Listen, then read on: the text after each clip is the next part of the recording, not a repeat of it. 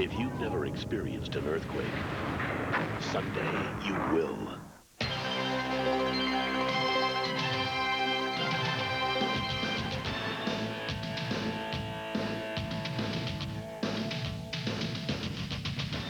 Hello, everybody. I'm Tim Brando, and welcome to the Home Depot College Football on CBS.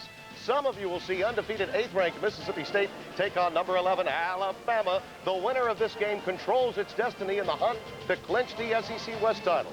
Others will see Notre Dame against Pittsburgh. A win by the Fighting Irish qualifies them for bowl consideration, while the Panthers say goodbye to historic Pitt Stadium, which will be torn down at the end of the season. Hello, and hello to you, Thank you, Spencer Tillman. Great to have you with us. And let's look at the standings in the SEC Western Division, where you'll see how important this game really is. Mississippi State in the catbird seat where the BCS is concerned. But Alabama, should they beat Auburn and handle Mississippi State, they're playing for the SEC championship come December. Now, defensively, this is an outstanding D that Joe Lee Dunn has orchestrated for Jackie Sherrill. Because of the aggression, Mississippi State is the most penalized team in the entire conference, but they're okay with that. That's their MO. That's their style of play. They'll get up on their corners out there, and they'll jam those receivers in the face. That's Alabama's challenge this afternoon. Now, the key is Ashley Cooper. He's got to set the tone for that entire secondary out there. When he delivers a big punch, Timmy, guess what? Those big guys, Fred Smoot on the corner, Robert Bean, the other corner, they get aggressive that much more. He is the key to that defense. Old-fashioned SEC football coming right at you. Many of you will see it. Coming up, number 8 Mississippi State at 11th-ranked Alabama, or Notre Dame at Pittsburgh. We'll be here for the AXA halftime report and updates throughout the afternoon. Enjoy your game here on CBS. The Home Depot College Football on CBS is sponsored by the Home Depot, Web TV, Pizza Hut, and by Prudential.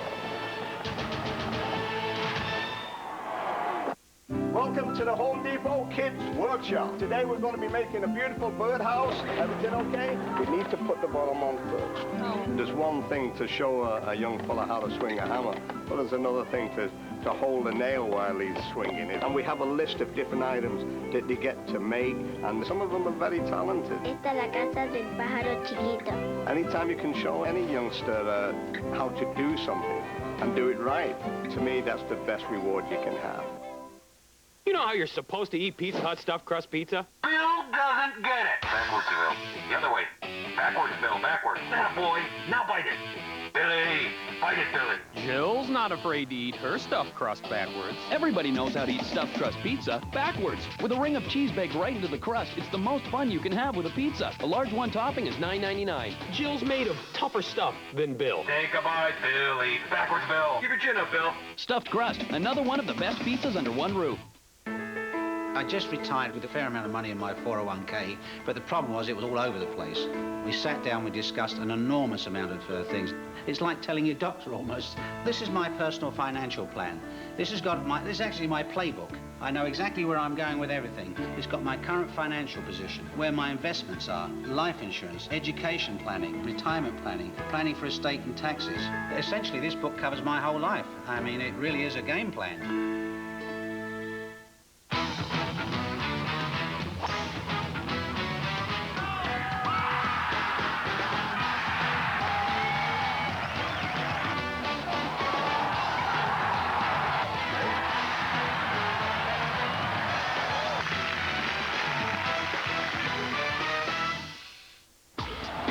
The address is CBS. When you shop for a new car for the next millennium, drive a little and save a lot at Ringgold Chrysler Plymouth Dodge Jeep. At Ringgold Chrysler Plymouth Dodge Jeep, you'll find a huge selection of rugged Dodge Ram trucks and Dakotas, stylish Dodge Durangos and Jeep Cherokees, Caravans, Voyagers, and Town & Countries, with a full line of luxurious Chrysler Plymouth and Dodge cars like the award-winning Chrysler 300. And they're all backed by our award-winning service department. Great cars, great people, great deals at Ringgold Chrysler Plymouth Dodge Jeep in Ringgold. J.D. Power & Associates ranked Dodge Dakota best compact pickup in initial quality. Add all these great features, and you can see why the new South thinks so highly of Dakota. Yet this Dakota Club Cab is easily within your reach, especially with this low $209 a month lease. Get a truck with very lofty credentials, with a very down-to-earth payment. Dodge Dakota. Different. Low-fat holiday cooking, Monday morning on News 12. Last week, while sharing the inside track to the SEC championship game, both Mississippi State and Alabama experienced life on the brink. Moody is going to bootleg it. He turns in. No! No! He is stopped. Oh, my goodness! The game is on the line right here. We're waiting the pass back. It's put down. Westerfield kicks it long and high and good. Westerfield kicks it through.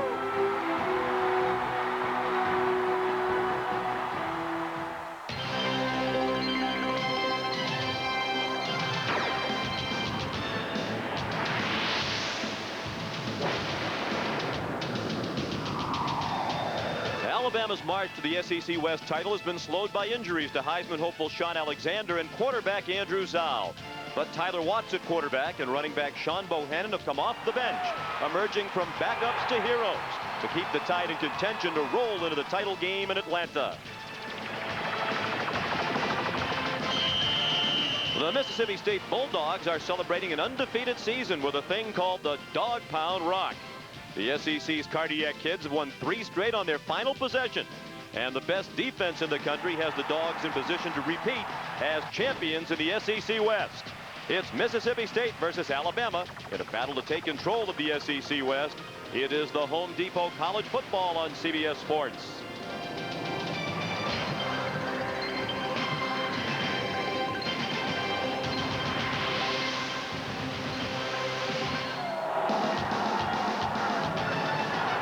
CBS Sports welcomes you to sold-out Bryant-Denny Stadium in Tuscaloosa, Alabama.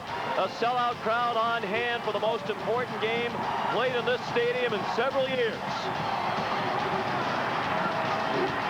The Mississippi State Bulldogs come to town, riding a perfect 8-0 record. The Bulldogs 8-0 for the first time in school history, ranked number 8 in the nation. The Crimson Tide at 7-2, ranked number 11.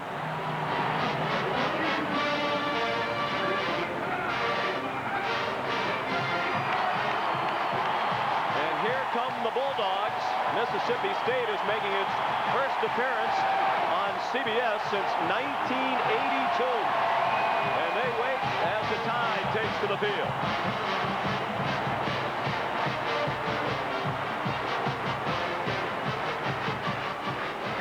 Good afternoon, everyone, and welcome. I'm Sean McDonough, and it's great to have you with us. Some say the Mississippi State Bulldog team this year is unproven. They haven't played a very tough schedule. As a matter of fact, Alabama will be the strongest foe the Bulldogs have played to date.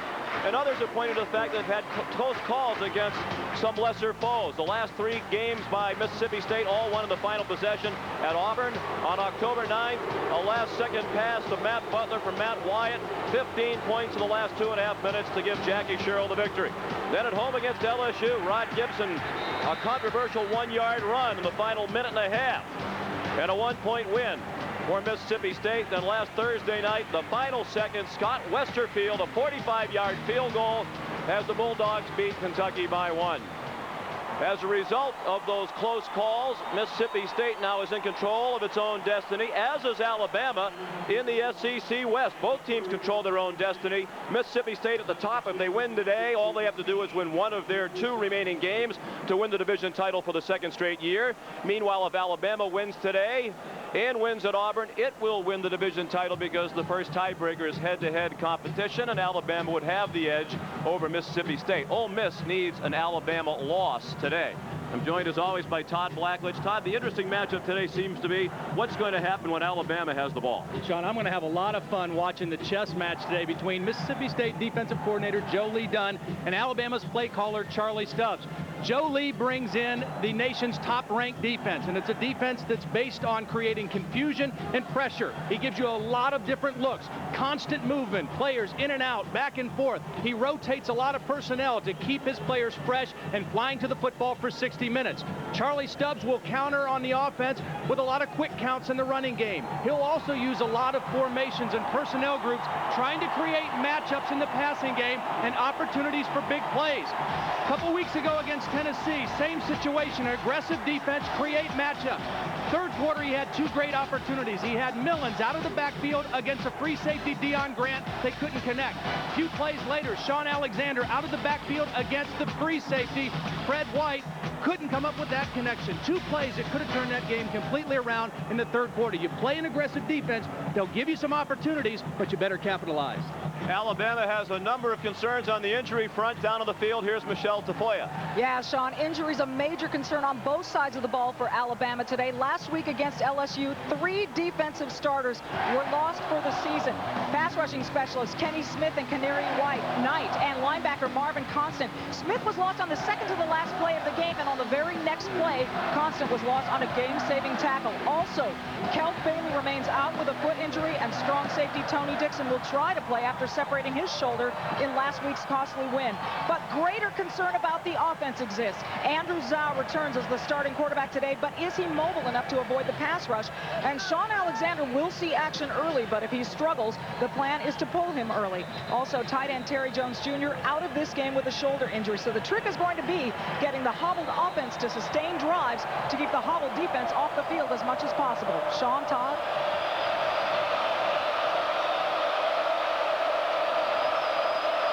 This is the longest running series in Alabama history, and they've dominated, although Mississippi State has won the last 3. Big Prather returns the opening kickoff from Lane Fearn and fails to reach the 20-yard line. Alabama won the toss and deferred. Phillip Weeks made that look like a good decision with his kickoff coverage. And special teams play has been a problem for Alabama in recent weeks.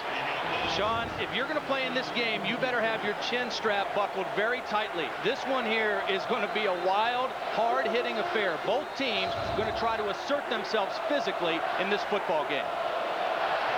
Wayne Madkin is the starting quarterback, an Alabama native in his sophomore season, second year as the starter, although we've seen Matt Wyatt regularly in relief this season for Mississippi State. He's led a couple of those comeback efforts against Auburn and Kentucky. We expect to see Wyatt today. Chris Rainey, one of the 3 tailbacks who regularly gets ball carries, taken down by Cornelius Griffin and Kenny King. The rest of the offense around Madkin. The big play receiver is Kelvin Love. Justin Griffith also plays some tailback. Terrence McCaskey, the tight end, playing with a broken wrist, has a cast on that wrist. He's coming back from the injury. A mammoth offensive line with Womack, Fair, Mooney, Fairchild, and Shivers. They're big. Some wonder how talented they are. The only returning starter from last year is Womack. Lots of questions about Mississippi State. Many of them should be answered today against Alabama. Madkin throws, caught. Kelvin Love out across the 40 and down at the 43-yard line. Tackled by Reggie Miles, a pickup of 26. And a huge completion for Wayne Madkin early in this ball game. You want to get your young quarterback settled down. He goes to his primary guy. It's zone coverage by Alabama. And right there in the middle of the defense, a nice soft spot for Madkin to hit Love. Love is a big target and a nice target for the quarterback. Madkin took the hit at the end of the play, but he'll take that all day. A great way to start for Wayne Madkin. Love averages 22 yards per catch. That's his 27th catch of the year. The handoff goes to Justin Griffith, the fullback. He has almost as many carries as their leading rusher among the tailbacks. Dante Walker has just 2 fewer carries this year than Walker. Up front with the injury to Smith, Kelvis White moves in at right tackle to join the usual starters. Salim Rashid has moved from the outside to the middle between Miguel Merritt and Darius Gilbert. And the secondary, Marcus Spencer starts for Tony Dixon out with the injured shoulder. It's an improved secondary because of the development of the freshman Gerald Dixon on the corner. Movement the right side of the offensive line. It was Henrik Fairchild. And any movement on the part of the offensive line of Mississippi State would be difficult to miss. Fairchild's 6'4", 319. The smallest of the starters. Start on the offensive line. 5-yard penalty, second down. Is the left guard Michael Fair at 6'3", 304. Procedure penalty. Backs them up 5 yards. The referee today is Bill Goss. But Wayne Madkin trying to use the hard count. That's to fool the defense, not his own guys. And Kenrick Fairchild just got to hold his water in there when the quarterback tries to use the snap count. 2nd and 13, just underway. And flags and whistles again. Mississippi State had a terrible problem with penalties last Thursday night against Kentucky. They were flagged 19 times for 143 yards, and that's one of the reasons they had to come double digits down for the 3rd straight game to win. Kentucky was penalized for over 100 yards in the game also. I mean, that game took forever. Both teams, tons of penalties in the game last Thursday. Jackie Sherrill back in Tuscaloosa. You saw the success he has enjoyed. He's led them to 4 bowl games in his first 8 years there, heading to another this season. The 1966 graduate of the University of Alabama. Played for Bear Bryant.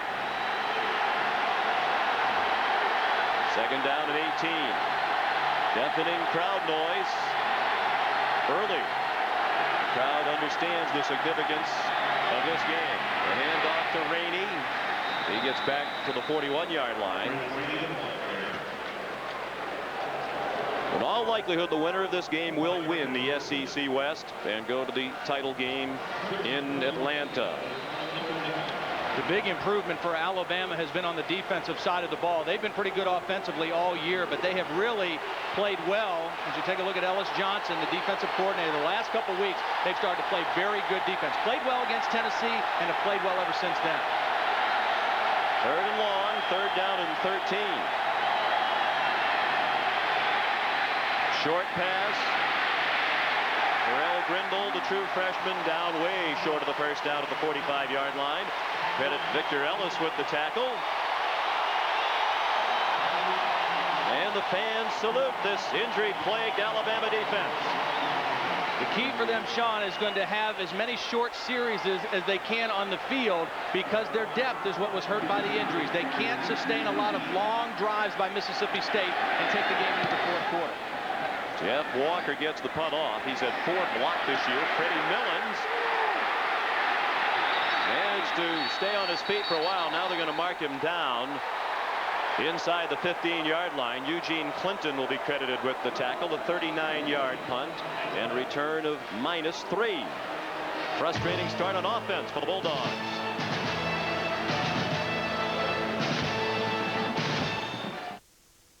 Once again, the market saw incredible gains. Tech is up, utilities are up, manufacturing is up, industrials are up, transportation is up. Everything is going through the roof. Except your portfolio, Steve. It pretty much busted. But you'd know if you had web TV and used the internet to follow your stocks on TV. Oh, and your wife's leaving you. Honey? In other news, the governments of 3 foreign nations have created a I knew I was in for the fight of my life, but I was ready. When my husband and his friends start exchanging fish stories, it's the phone bill that can turn into a whopper. I fought this monster for hours. First I had the upper hand, then he took control. That's why we always dial 10-10-321. With 10-10-321, calls over 10 minutes are 50% off. That's just 8 cents a minute. Daytime, nighttime, anytime. I'll tell you, it was like a whale. Yeah? You should have seen this. Well, let me tell you about my trip. Dial 10-10-321 and talk as long as you want, whenever you want. As you might expect, Teller and I don't see eye to eye on investing. I like to avoid risk. Teller's a little more daring. We do, however, share the same new way to trade online. Introducing Power Street by Fidelity, the first site with trading tools customized by Lycos to fit your life, your goals, your unique way of doing things. Look, the market's up. Or, in your case, down. Power Street Online Trading. Call or visit fidelity.com to open an account.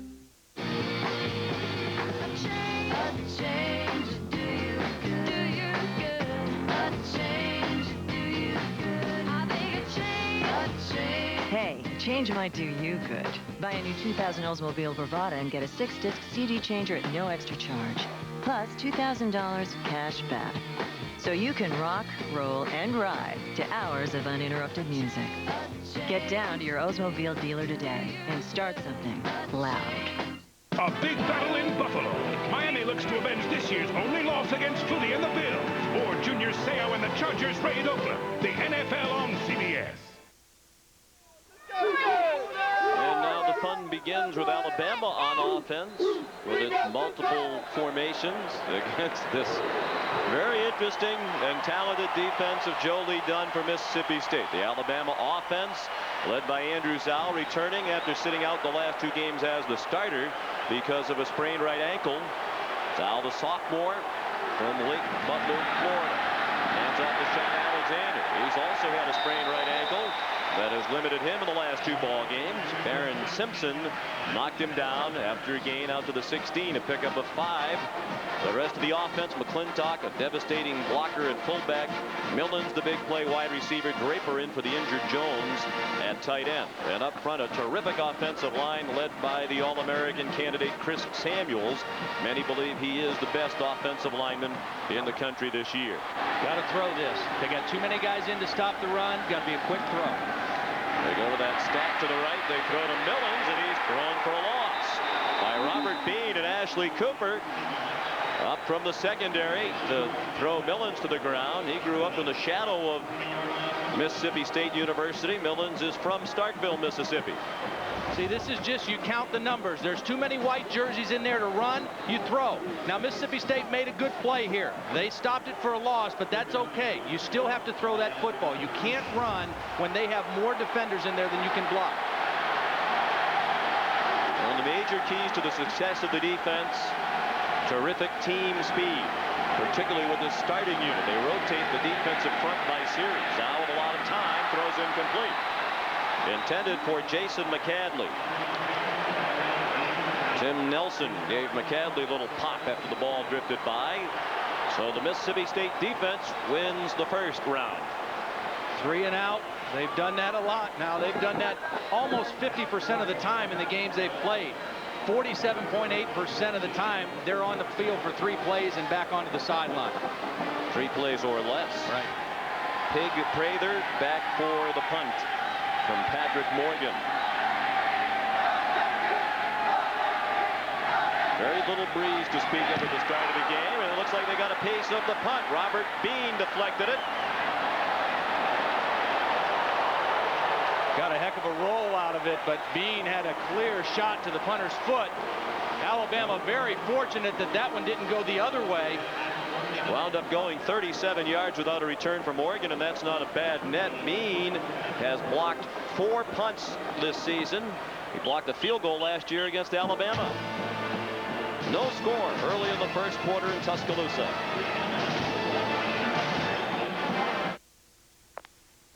Looking for an attractive place for your money to reside? American Century's Ultra Fund has attracted more than 1 million investors, becoming one of the most popular funds in the country. Not surprising, considering its proven track record of solid results.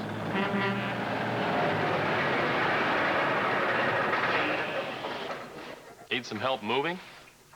Call 1-888-ACI-FUNDS or your investment professional. Winter driving can be a bit unsettling. So right now at Sears, you'll find all Goodyear tires on sale. Like our new all-season tire, the Goodyear Weather Handler LS. We're rolling them out with savings of $16 to $28 when you buy 4. That's a relief. All Goodyear tires on sale. Sears, the good life at a great price. Guaranteed. Your money hits the web. Once the shop gets the jitters. Not to worry. Introducing Click Credit from Citibank. Credit minus the card. Invented just for shopping online. Conclusion? Click buy. Never lose a penny. Guaranteed. Give it a whirl at clickcredit.com. Citibank, where money lives. Sunday, a massive earthquake will hit New York. So start leaving today. If you can make it out of here, you can make it out of anywhere.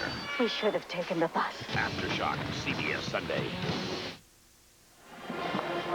No score, but Alabama really dodged a bullet here as this punt is nicked by Robert Beam. But watch Jeremy Walker, number 27. He makes a decision here. He's got to take the most dangerous guy, the inside guy. He goes to the outside guy and leaves the guy with the shortest distance to his punter free. You're going to make a choice between two guys. Take the most dangerous guy on that play. From midfield, 1st and 10. Bulldogs on offense for the second time. They set up a reverse. Kelvin Love took the handoff from Chris Rainey. And he has a first down, got belted down at the 38-yard line. Got a nice block from his quarterback, Wayne Madkin, on that play also. Leading that play on the reverse. Marcus Spencer put the big hit on Love.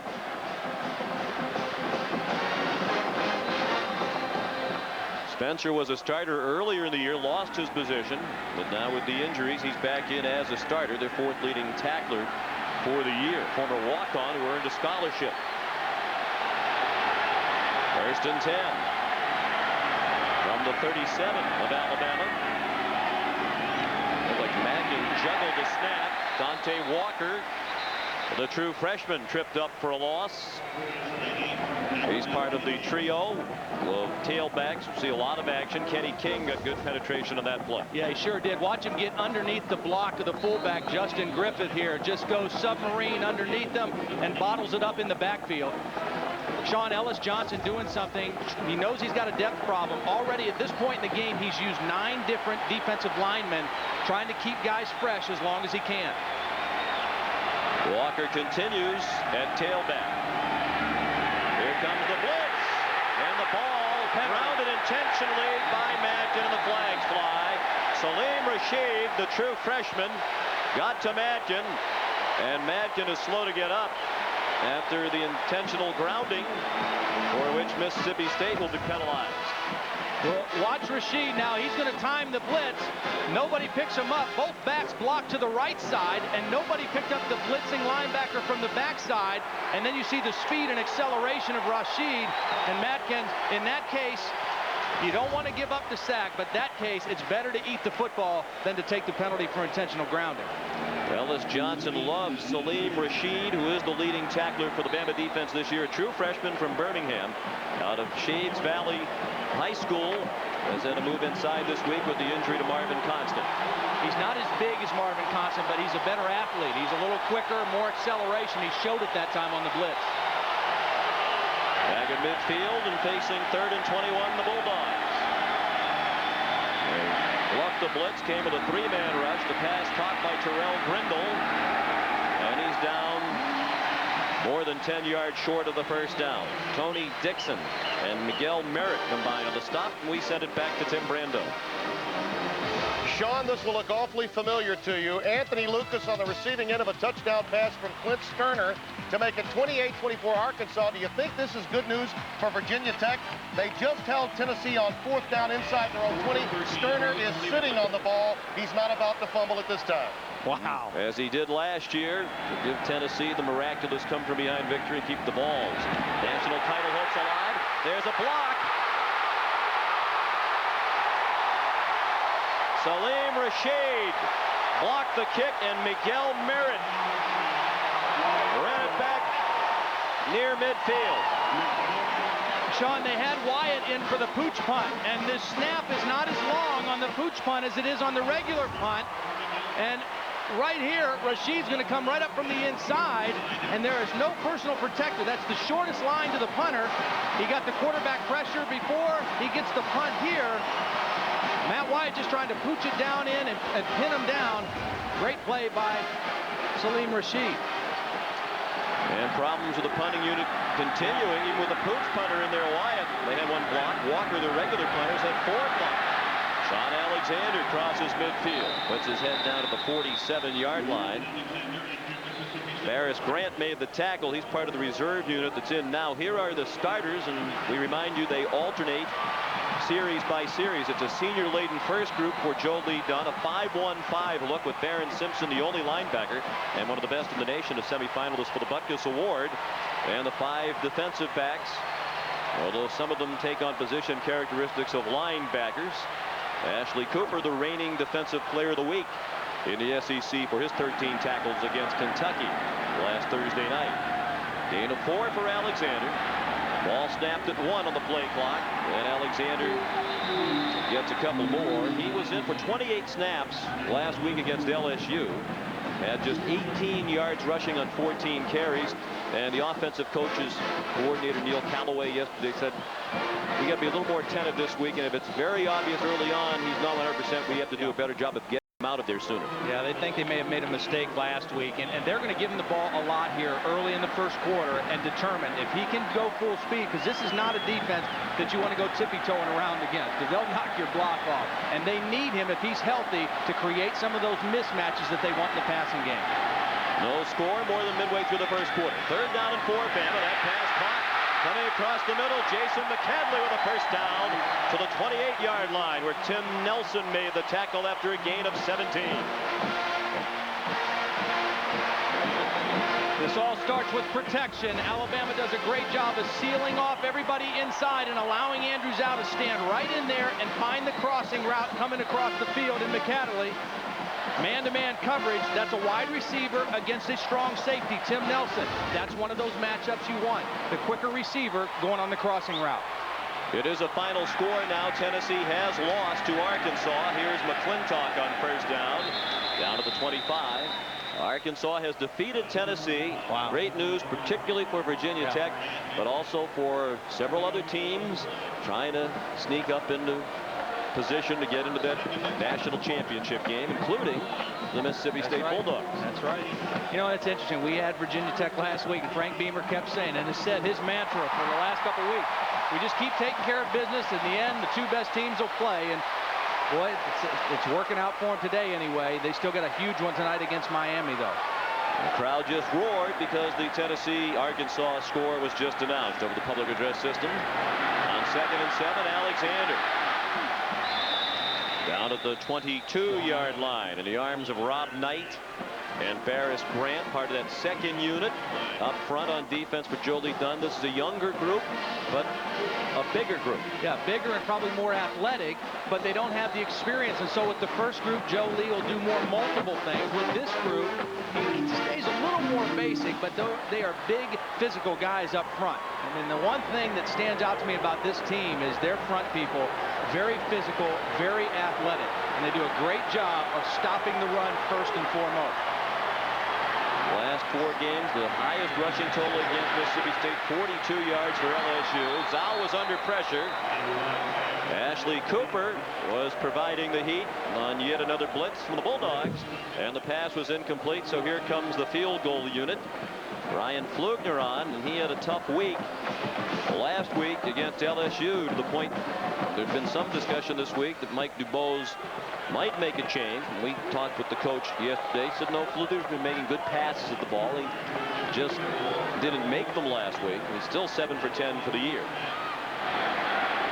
You got to worry about his confidence. His last memory of a kick in a game was a missed 27-yard field goal. This is a 40-yard try right down the middle. Ryan Flugner, the senior from Sarasota, Florida, gives Alabama a 3-0 lead.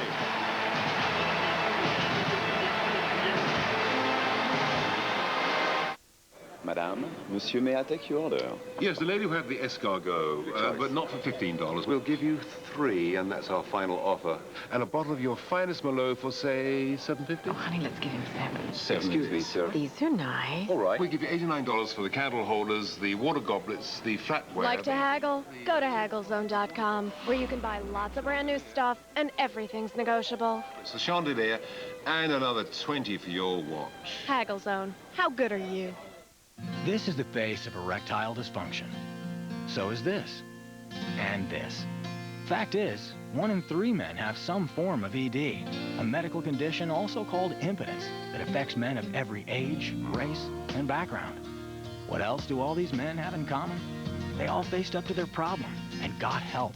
If you're experiencing ED, there's no need to hide your face. Just talk to your doctor. It's the best way to get educated about ED and how to treat it.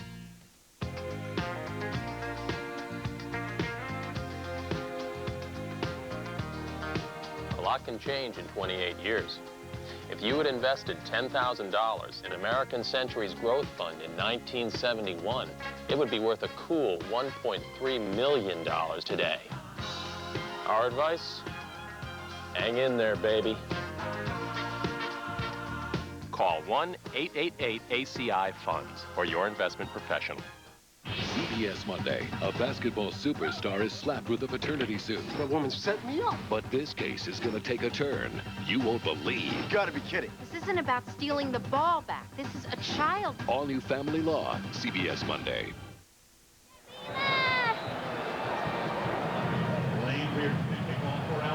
3-0 Alabama. They took advantage of the block pooch punt. 129 yards on 7 plays to get in the field goal position, and Pfluger made the 40-yarder. You know, last game against Kentucky, in the first half, Kentucky had 19 points, but only 53 yards. It was a block punt, a couple turnovers, again, that set up short field for their opponent.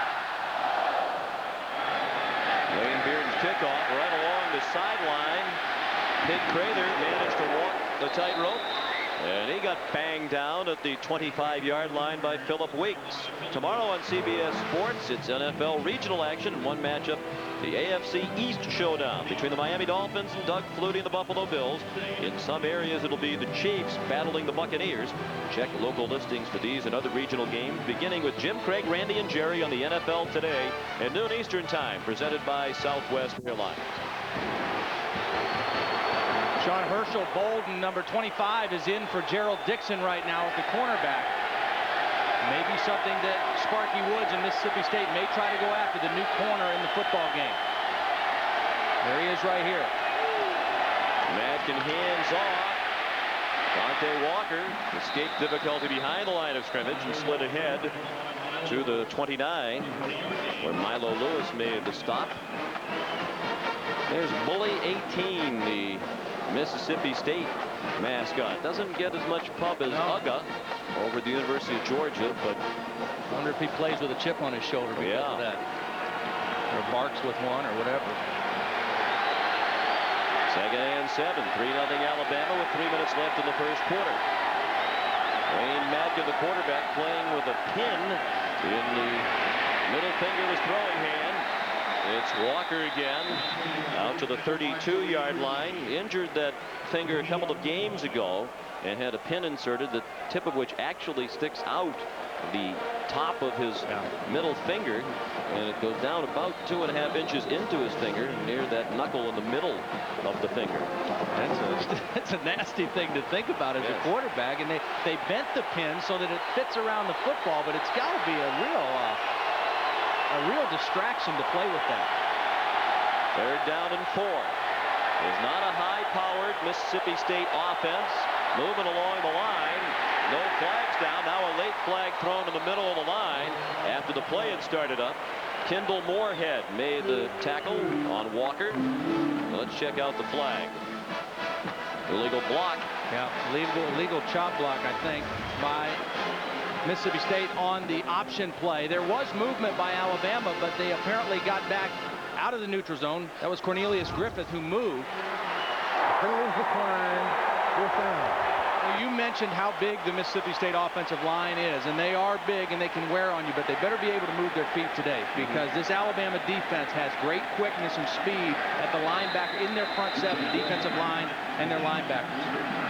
Jeff Walker, the senior punter from Grenada, Mississippi, considered by many to be the best in Mississippi State history. You need to watch him on coverage. He loves to run down on the kickoffs and on the punts and make tackles. He didn't need to that time because Eugene Clinton made a terrific play on Freddie Millens. A 37-yard punt and a return of -2. Here's Michelle Tafoya.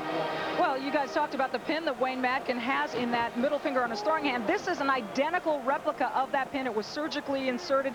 It acts like an internal splint on that middle finger. It does two things. It holds the finger in the position he needs it to be in order to catch and throw and hold the football, but it also keeps that finger still so that the tendon that is broken in the top knuckle can heal at the same time. Back up to you.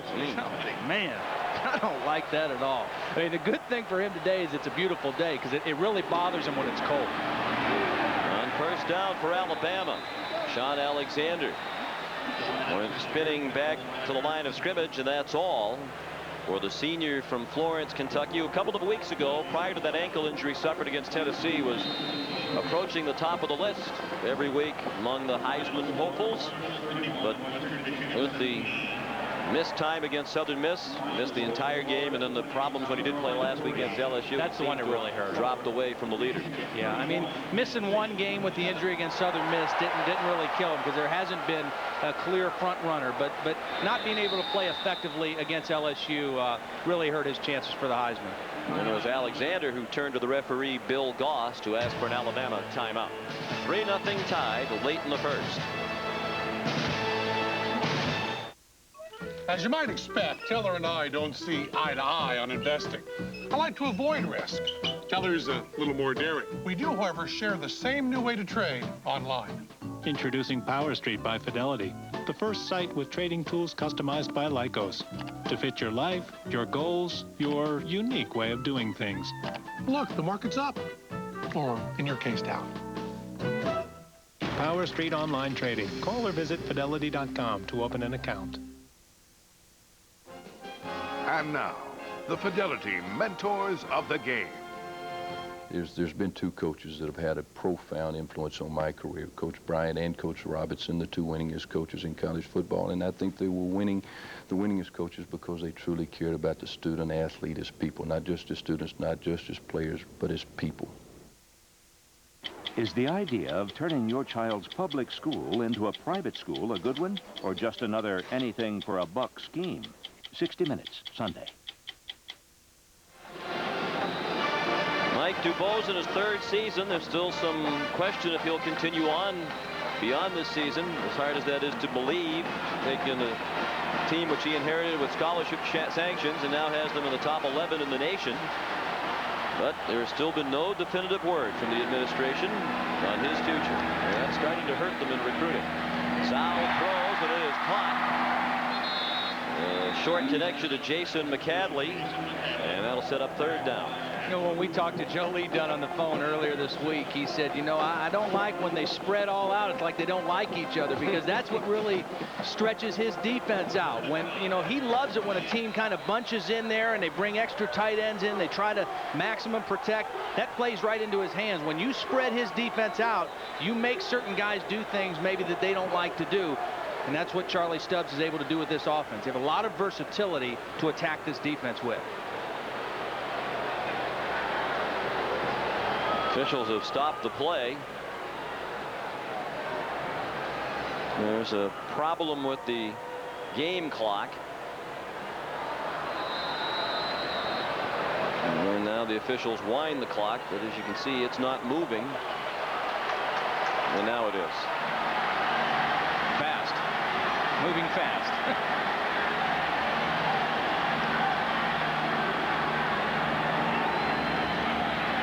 On third down, Zhao throws over the head of Antonio Carter. He was trying to beat one-on-one coverage and had a step on Pig Prather, but the throw was off target, and Alabama will have to punt. Well, Sean, this is one of those matchups, one of the ones you try to create. They had what they wanted. Here's Carter, and he's got no coverage over the top. He gets around his man. That's the free safety, not accustomed to playing man-to-man. You want to put him in that position, but they couldn't capitalize and make the big play. And that's what this game boils down to against this defense. Create matchups and then convert the plays. Well, let's see if either team can get a punt off here. Morgan's last try was deflected by Robert Bean. It still went for 37 yards. This time he gets off a good kick. High, sending Prather to the 30. Muffed it, but got it back right along the sideline. That's a great punt, because the guy's so worried about the sideline, he loses his concentration on the football a little bit. Great directional punting that time by Morgan. Watch this. As Prather goes to the sideline, he's aware of where the sideline is. Sean Toure right there to make sure that ball doesn't pop out. A good punt by Morgan that time. 43 yards in distance, in addition to the excellent direction. Pig Prather. His real name is Edward Devon Prather, nicknamed Pig by teachers when he was growing up for his eating habits. So they have Pig and Pork Chop on the same team.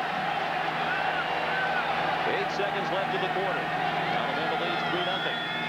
Play play-action pass for Wayne Madkin. He throws, caught, and then dropped by the big tight end, Terrence McCaskey. We mentioned that he's had the broken left wrist that is still wrapped heavily. Darius Gilbert had the coverage, and Terrence hasn't had a reception this year. This is his third game since coming back from the preseason left wrist injury.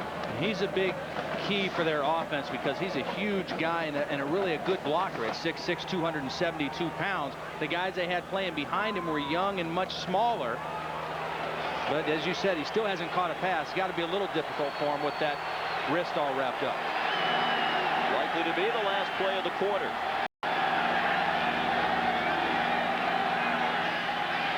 Lots of time for Madkin.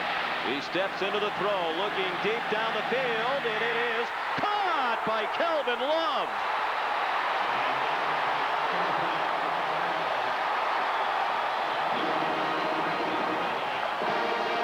Sean, when we were here earlier in the season, Ellis Johnson said this is the problem with our secondary. We have guys in position to make plays, but they're not making plays. You're going to watch Marcus Spencer, the free safety, number 41, is right there. He's there to help his quarterback, but he cuts it a little short. He mistimes his jump, and the ball goes right through his arms into Kelvin Love's waiting arms. A 54-yard gain inside the 20-yard line.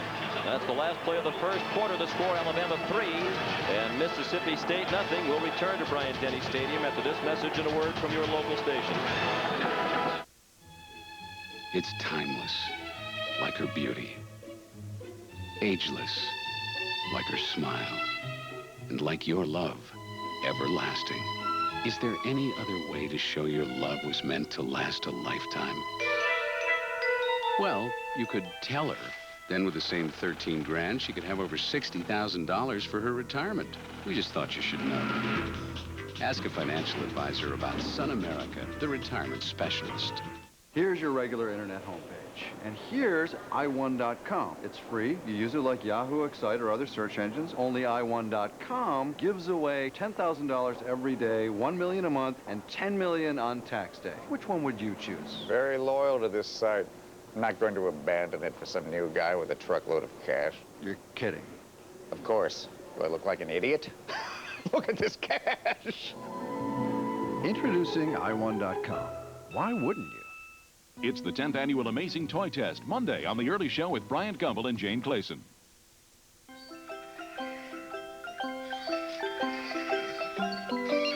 With digital wireless service from Bell South Mobility at just $10 a month. But mine must be yours. Their lowest rate ever? Hello? Oh, hi. Everyone's going wireless. Literally. And for just $10 more, you can add unlimited night and weekend calling or 100 anytime minutes. With prices this low, nothing surprises me anymore. Ford Country. Look at that truck. It's Ford truck season with great deals on every Ford truck at your local Ford dealer. For the first time ever, get both. Up to $1,000 cash back and low 3-9 financing on the best-selling truck on the planet, F-150. One tough truck, one tough-to-beat deal. Up to $1,000 cash back and 3-9 financing on Ford F-150. But hurry, truck season ends soon at your local Ford dealer. The whole world's Ford Country. You know how much fun it is when it's 10 below and your furnace goes... About as much fun as sitting in your fridge naked. But Amana puts stainless steel heat exchangers inside their Air Command 95. Reliable? You bet if it fails for any reason, they'll give you a whole new furnace. Amana's built better than it has to be. You don't even have to save the box it came in. Call them up. One hot deal, no down payment, no payments, no interest until May. Feel the warmth of natural gas heat and save on your utility bills. Call Jim Walters Air Systems today. The Wild World of Wrestling, Tuesday night at 6 on News 12. Alabama leads 3-0 as the second quarter begins, but Mississippi State is in the red zone for the first time today. 1st and 10 at the Alabama 16 after the 54-yard completion. Madkin to Love. On 1st down, Dante Walker gets nothing. And if you're an Alabama fan, Todd, that play a moment ago in the secondary was reminiscent of the problems of much earlier in the season, problems they thought they had solved. Yeah, they had 2 interceptions the first 7 games, but 6 in the last 2. They really thought they'd turn the corner, but that clearly was a play that Marcus Spencer was in position to make the interception, couldn't make the play, and now Mississippi State knocking at the door of the end zone. And this really is an opportunistic Mississippi State offense, capable of some big plays. Often, too, they take advantage of good field position created by defense or special teams. 2nd and 10. Here comes the rush. The pass completed. And escaping is Justin Griffith inside the 5-yard line.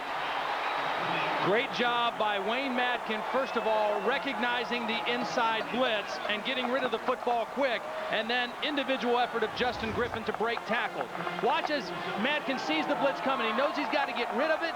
He gets rid of it quick, and then just good strength by Griffith, breaking tackles and getting the first down inside the 5-yard line. They throw to the fullbacks a lot. Griffith, their 2nd leading receiver, now with 24 catches for the year. And Madkin, even with the pin in his middle finger of his throwing hand, on target early. 3 fullbacks in the backfield now on 1st and goal after the 13-yard gain. Play action pass to the end zone. Touchdown, Mississippi State. Rod Gibson gives the Bulldogs the lead. Love the call. First down, play action. You're a run-oriented team. They think you're a conservative offense.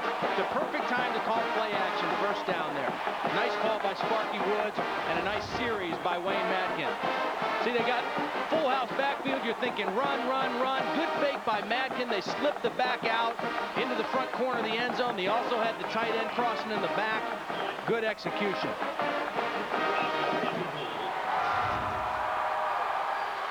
Scott Westerfield on for the extra point. Low snap handled well by the holder Morgan. Rob Morgan, who also did a nice job with the hold on the game-winning field goal last week against Kentucky.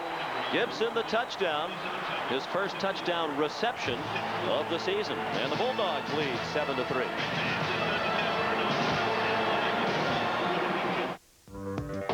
I will not forget that I have long-term responsibilities. I won't let panic triumph over reason.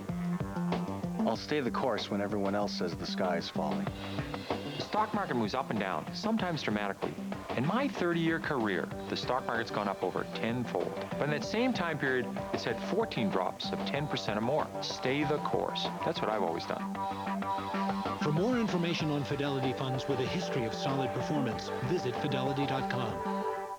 You are in the fight of your life. Just you against your smoking addiction, one-on-one. Trouble is, it's not a fair fight, and few people win it. But you can give yourself a fighting chance to win with Zyban. Zyban doesn't work for everyone. Zyban is part of a comprehensive program from your doctor to help you stop smoking. It's different from nicotine replacements. Zyban is the only prescription medicine that's nicotine-free, so you don't have to stop smoking all at once. As Zyban reduces your cravings, you feel like smoking less and less until you're ready to stop completely because you're ready to win. You should know there is a risk of seizure associated with Zyban. To reduce the risk, don't take Zyban if you have or have had a seizure or eating disorder, or if you take Wellbutrin. Don't take Zyban if you use an MAO inhibitor. Side effects may include dry mouth and difficulty sleeping. Ask your doctor if Zyban is right for you because it can help you quit smoking by making it a fight you can win. Zyban, you don't have to quit all at once. Who will be named the Sportsman of the Century? Sports Illustrated's 20th Century Sports Awards, coming to CBS.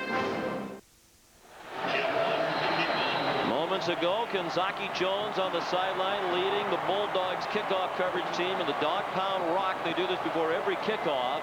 They used to do it on the field until a couple of games ago when the SEC said they could no longer do it on the field, so they do it on the sideline. Jackie said they could do it as long as they don't give up a touchdown return, and they've done a great job. They only allow 17.4 yards per kickoff return, so Jackie says keep on dancing. Booming kickoff by Walker. The touchdown drive, 70 yards in 5 plays for Coach Sherrill. The big play, of course, the 54-yard pass, Madkin to Love, that got them to the Bama 16-yard line. We saw him dance there on the sideline. I was at practice on Thursday in Starkville, and they were playing crowd noise, and they're playing the Alabama fight song. And in the last half hour of practice, they had some live music playing, and the whole defense, they danced for the last half hour of practice. Tim Nelson was supposed to have a knee injury. He danced more than anybody. Quick pass to Freddie Mullins. Out of bounds. Knocked Coach Sherrill down, I believe. At the 25-yard line. Time now for the Sun America virtual playbook, and this play might look familiar. Well, they like to go with wide receiver screens, particularly to Freddie Mullins when they feel pressure. And the beauty of a wide receiver screen in college football is as long as the ball's thrown behind the line of scrimmage, your lineman can get downfield. They can release early. The key block, the wide receiver out there with them, getting that extra block. It's a play that Alabama uses very frequently. Zhao with all day to throw after the fake, looking for Alexander. Has it to the 38-yard line of Mississippi State.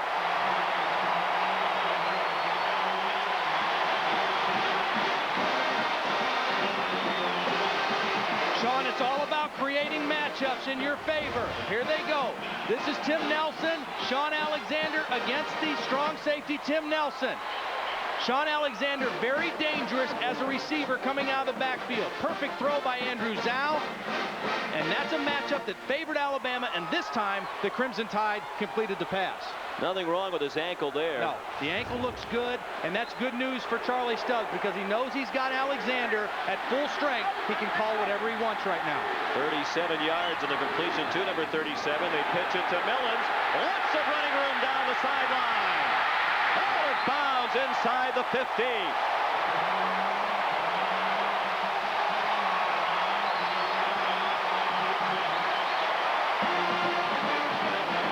One of the ways you take advantage of an aggressive defense is you go misdirection. Chris Samuels, the block, the key block right here. Look at big number 60, just sealing the backside against a much smaller man, Tim Nelson.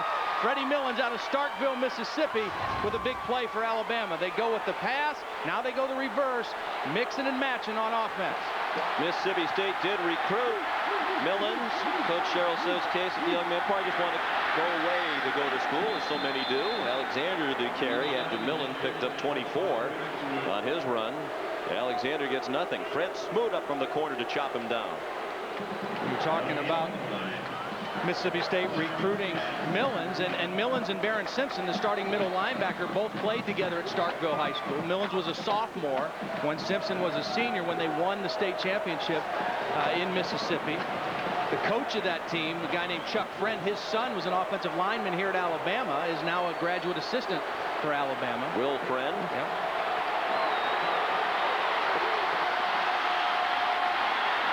Three receivers wide to the right.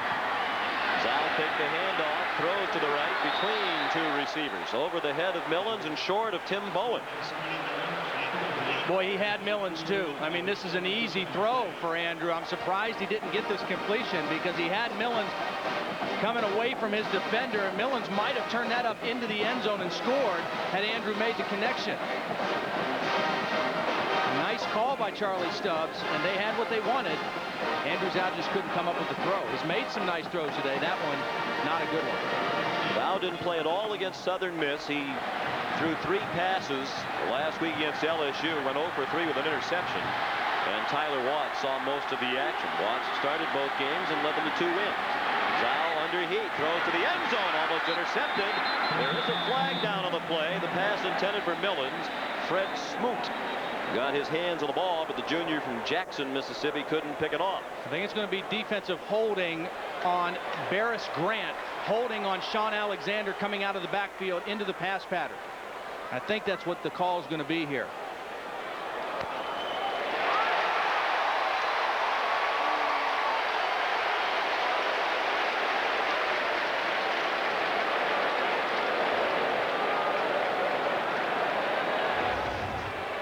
Andrew Zhao ultimately went to Freddie Mullins in the corner of the end zone, but I'm not so sure that he wasn't looking somewhere else first. And that ball underthrown and almost picked off by Fred Smoot. Now here's the hold right here, inside on McAdley. That was the hold as he tried to cross inside. Joe Lee Dunn honking at the officials, but that was about as obvious a hold as you'll see. Maybe he's complaining about something else. Well, it can't be anything that the guys upstairs are telling him, because he doesn't wear a headset, so he doesn't know what they're seeing up there. First and goal from the 6. Alexander spins toward the end zone. Touchdown!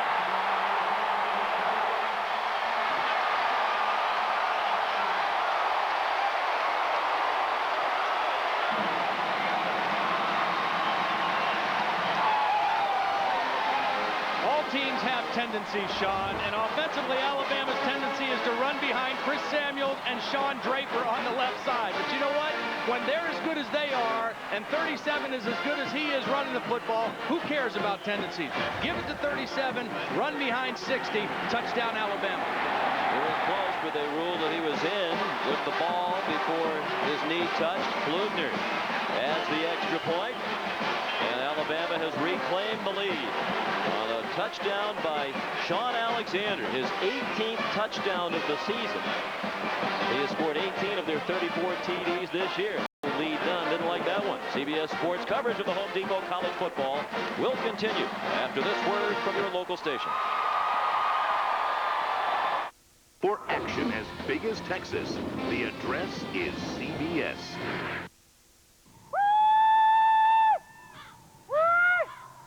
Epic!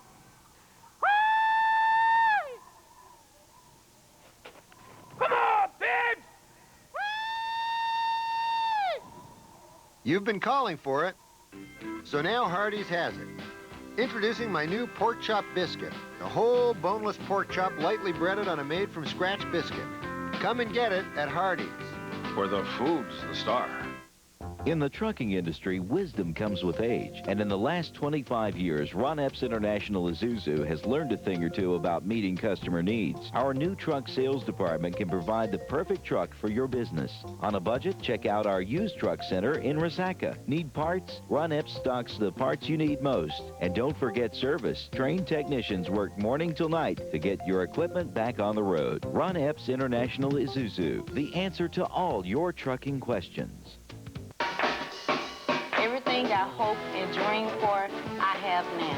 Job Corps changed my life completely. Got a dream? I learned things I never thought I would learn. I'm a better person today. I never thought I'd get this far in the automotive world. I'm going to college next month. Got a goal? Job Corps does open doors for you. I wouldn't mind opening my own shop in the future. It's the best thing that ever happened to me. If you've got a dream, got a goal, and got a phone, call Job Corps now.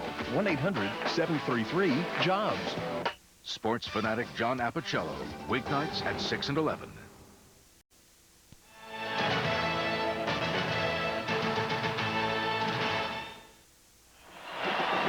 Well, here in Tuscaloosa, they still believe in the Heisman candidacy of Sean Alexander. A touchdown by Sean, the 46th of his career, #1 all-time in Alabama history. Lane Bearden kicks off as Alabama leads by 3 for the second time today. Good kick, and will be down in the end zone by Pig Prather. Tonight on CBS, it's Chuck Norris versus a 2,000-pound killing machine. Hang on for the ride of your life on an all-new Walker tonight on CBS. Alexander, you know, I've seen the top teams in this conference. We have, Sean, this season, and I think Alabama is the best offensive football team in the SEC. I think they have the best balance, they have the most versatility, they have the most weapons, and the ability to do different things that can challenge any defense, even one as good as Mississippi State. Desenzo Miller now in a tailback. He goes out in the flat and takes the pass from Mackin. And is out to the 22, a gain of only 2. Darius Gilbert knocked him out of bounds with help from Milo Lewis. Desenzo Miller's a sophomore from Weir, Mississippi. Alternates at the tailback spot with Rainey and Walker. It was interesting talking to both of these head coaches. They said the last 3 years that Mississippi State has won, they've just been the more physical team. They've beaten up on it. Mike Dubose said yesterday he thinks that they're still a little bigger and faster, or bigger and stronger, but not faster. And so far, the speed of Alabama's defense hanging in there for them right now. And Miller loses a yard. The ball came out. The officials ruling Miller down by contact. Kendall Moorhead and Reggie Grimes made the stop. In the last 3 games, all the Mississippi State victories over Alabama, 264 yards per game, using that edge and size and strength and the physical play. And of course, last year, James Johnson is now with the Miami Dolphins, had 237 yards all by himself. And they ran over. I mean, both the safeties for Alabama were the 2 leading tacklers last year. That's never a good sign for your defense. They're down and 9. They fake one way. They throw the screen the other. Justin Griffith has blockers, has a first down out near the 35-yard line where Marcus Spencer pulled him down. Good call, well executed, a 14-yard gain. You know, the key to running a screen effectively from the quarterback standpoint is to not give it away too early. Watch Madkin go back and look to his right, and then comes back. He doesn't show screen too early. He allows that defense to run to the right side and then sets up the screen with a nice convoy out in front of the ball carrier. Well executed and a good time to make that call. In the second quarter, Alabama leads by 3. Miller couldn't get out of the backfield again. Salim Rashid made the stop. Talked about the changes in the linebacking core, moving Rashid from outside linebacker inside. He can be very effective inside, and athletically, they're probably better now with Gilbert on the outside along with Miguel Merritt. They maybe lose some of that athleticism up front with Kenny Smith being hurt, but from the linebacker position, they have better athletes on the field right now than they did before the injury to Marvin Constant. The fullback, Griffith, now the lone back as they have 3 wide receivers in the game. Moving along the line. No flag now. The flag comes out. The pass is incomplete. Tipped by Miguel Merritt. There was movement, and the flag was thrown along the line of scrimmage just after the snap. It's a way you can get your quarterback killed, too, if somebody snaps the ball and the other linemen don't block. Offside defense. 5-yard penalty, repeat, second down.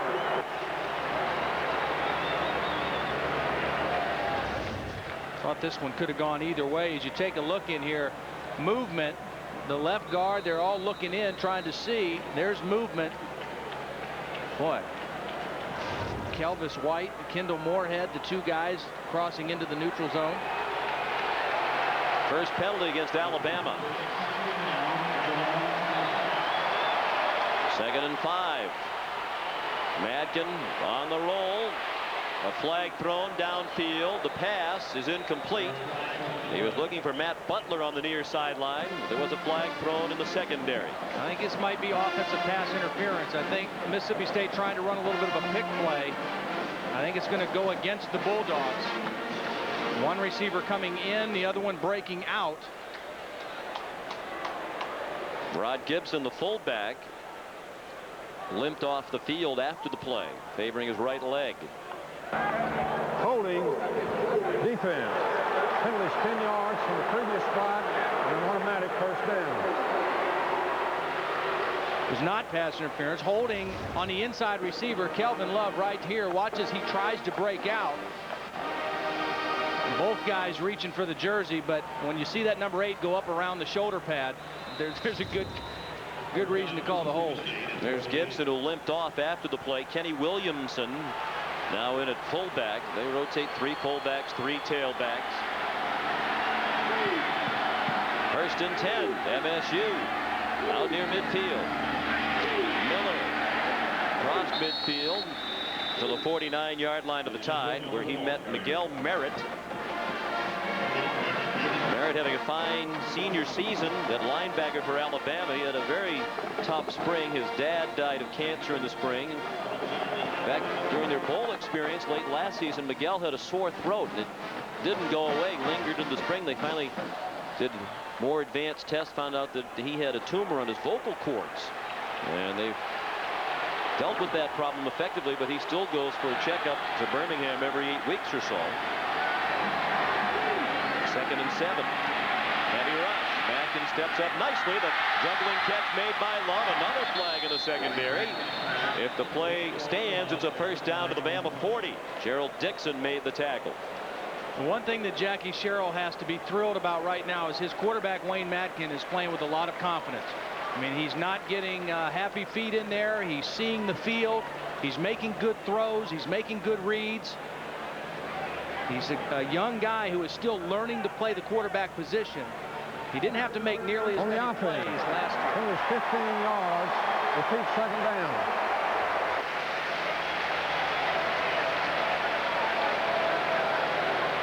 So that hurts as Madkin had him to the 40-yard line with the hookup with Love. He's 8 of 10, but the big walk-off brings the ball all the way back to the 36-yard line of the Bulldogs. Last year, this team ran the ball so well with J.J. And the quarterback, Wayne Matkin, didn't have to make as many plays. Just hit a couple third down plays, run a few bootlegs.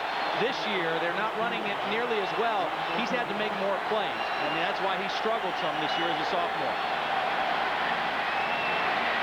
Matkin completes the pass to Justin Griffith. Out to the 42-yard line, way short of a first down. They'll bring up third down and long. Here's Michelle.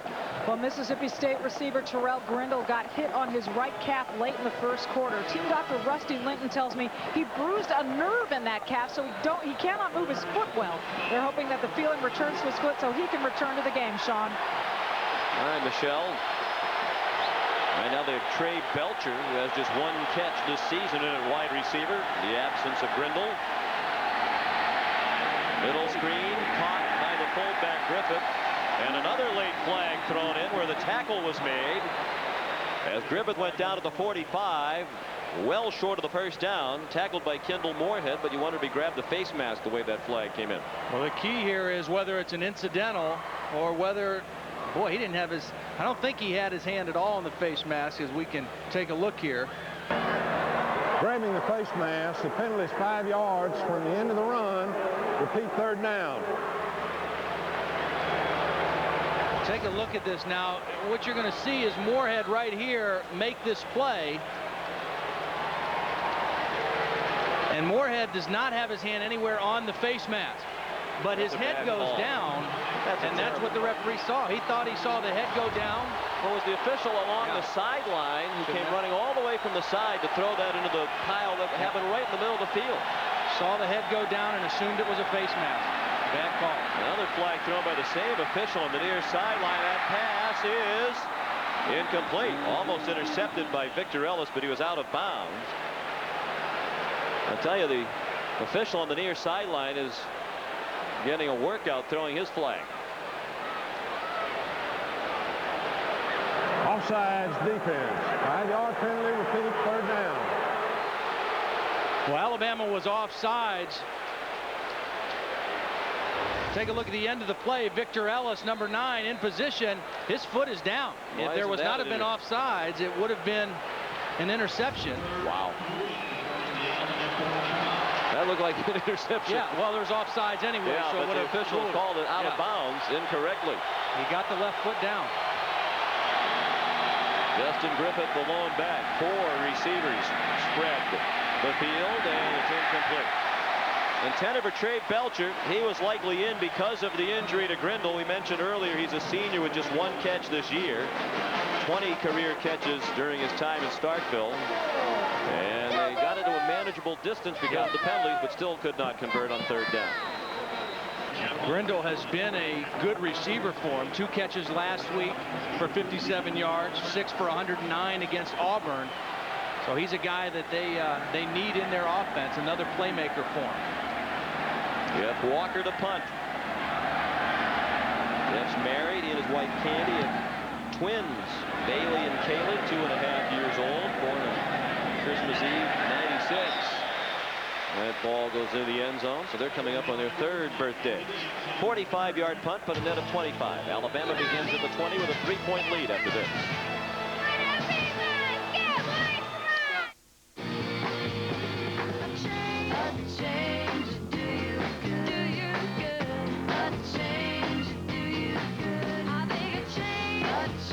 Hey, change might do you good. Buy a new 2000 Oldsmobile Bravada and get a 6-disc CD changer at no extra charge. Plus $2,000 cash back. So you can rock, roll, and ride to hours of uninterrupted music. Get down to your Oldsmobile dealer today and start something loud. Who can solve this? Mr. Montez. Last Saturday in the Army Reserve, I linked up 40 tanks, 60 Humvees, and 7,000 troops. On Monday, class was no sweat. Not bad, Mr. Montez. As little as 1 weekend a month, 2 weeks a year. Army Reserve. This is a competing antiperspirant. And this is new Brood with Trimax, which fights odor and prevents wetness. Women who are pregnant, nursing, or may become pregnant should not handle broken containers of Brood. Ask your girlfriend if Brood is right for you. In the insurance business, they say persistence pays off. The book's called Be Cool About Fire Safety. Last year, I passed out about 10,000 copies to kids in Albany County. One went to a little girl who saved her family when their house caught fire.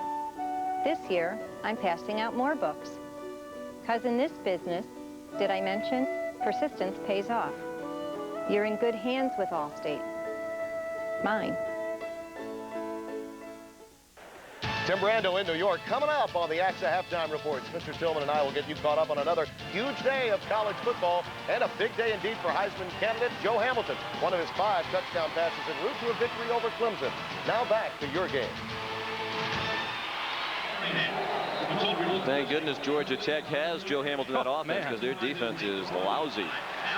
Mississippi State trying to remain in the ranks of the unbeaten. 5 teams left in Division 1A entering into this week's action. Marshall has already won. That was a big win for them at Western Michigan. Larry Darnell's Western Michigan team having a terrific year. Sean Alexander tackled by Alvin McKinley and Pig Prather. 5 teams undefeated. We want to know in our Aflac trivia question the last time there were 5 teams undefeated at the end of the regular season. We have to do it in the proper order. First the logo, and then here comes the question. A certain form to everything.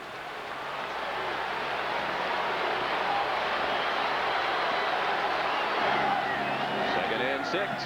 4-man rush. Zhao zips one to Shamari Buchanan for a first down before he's driven back.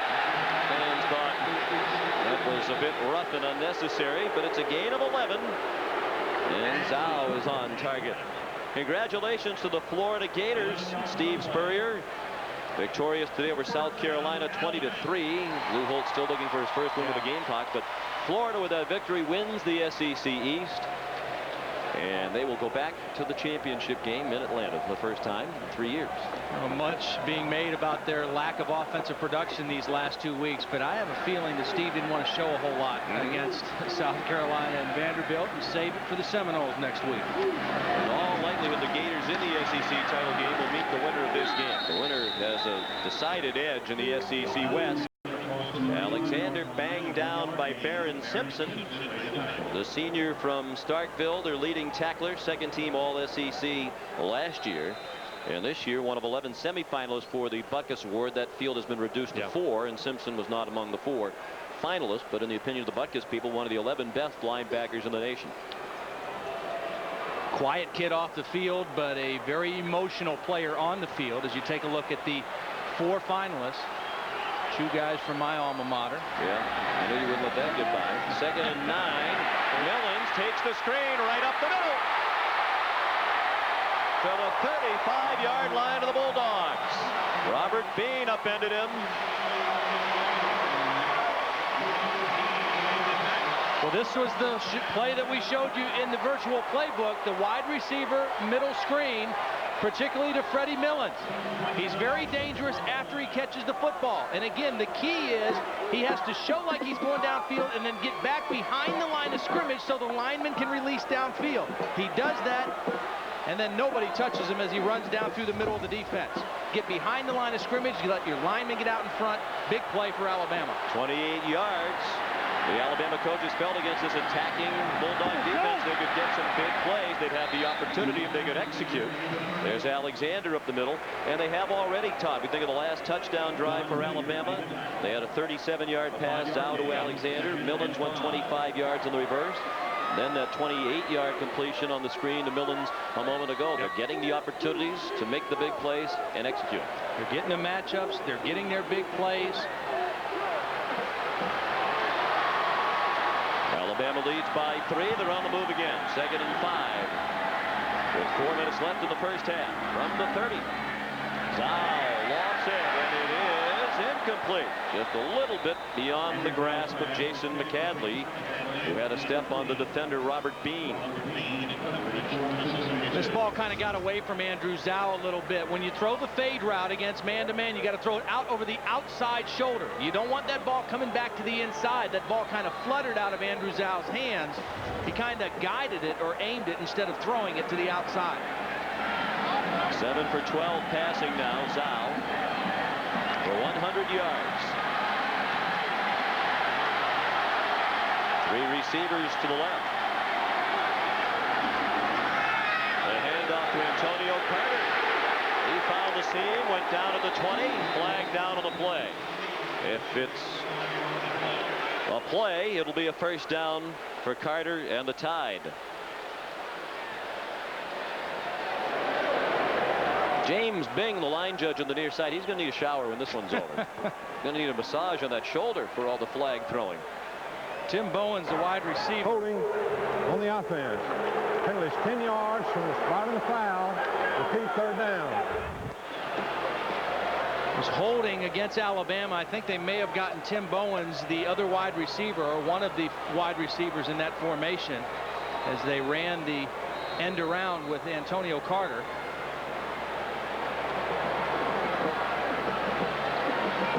And in fairness to the officials, most of the time today, when they've thrown the flag, it appears to have been the right call, and that clearly was. Yep, Tim Bowens, the wide receiver, grabbing the jersey.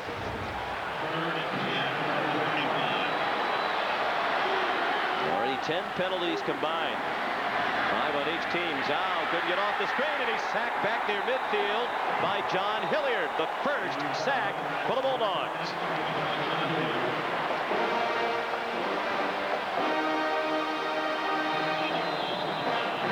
Mississippi State tries to give you a lot of looks, a lot of different formations. They come inside. The fullback, McClintock, just couldn't get there quick enough. He lined up out wide, couldn't get back inside enough to get in front of Hilliard. 13 yards on the sack. Patrick Morgan punts. Nice high punt. Fielded by Pig Prater inside the 10. And he's out of bounds at the 24-yard line. 40-yard punt, a 16-yard return. 2:39 left in the first half and 3 timeouts remaining for the Bulldogs. So instead of paying a separate commission every time you trade, you'd pay an annual fee. Trade all you want.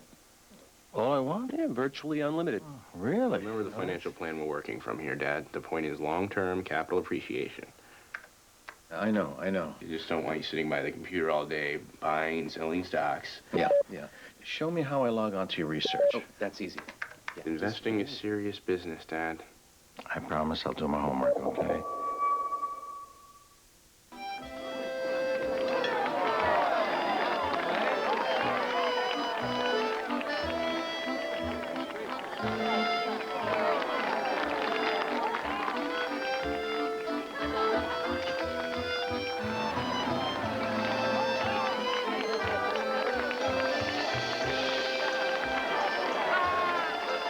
Introducing the Sprint PCS wireless web phone by Motorola. The power of the internet is in your hand.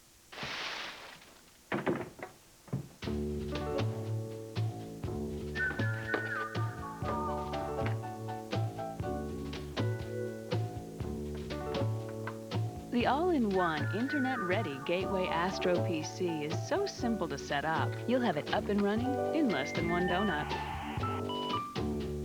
Just $799 with an Intel Celeron processor. Call 1-800-GATEWAY. Tonight, someone's using mind control to turn civilians into assassins. Will Arsenio's ex be next? I killed somebody. And all new martial law, CBS tonight.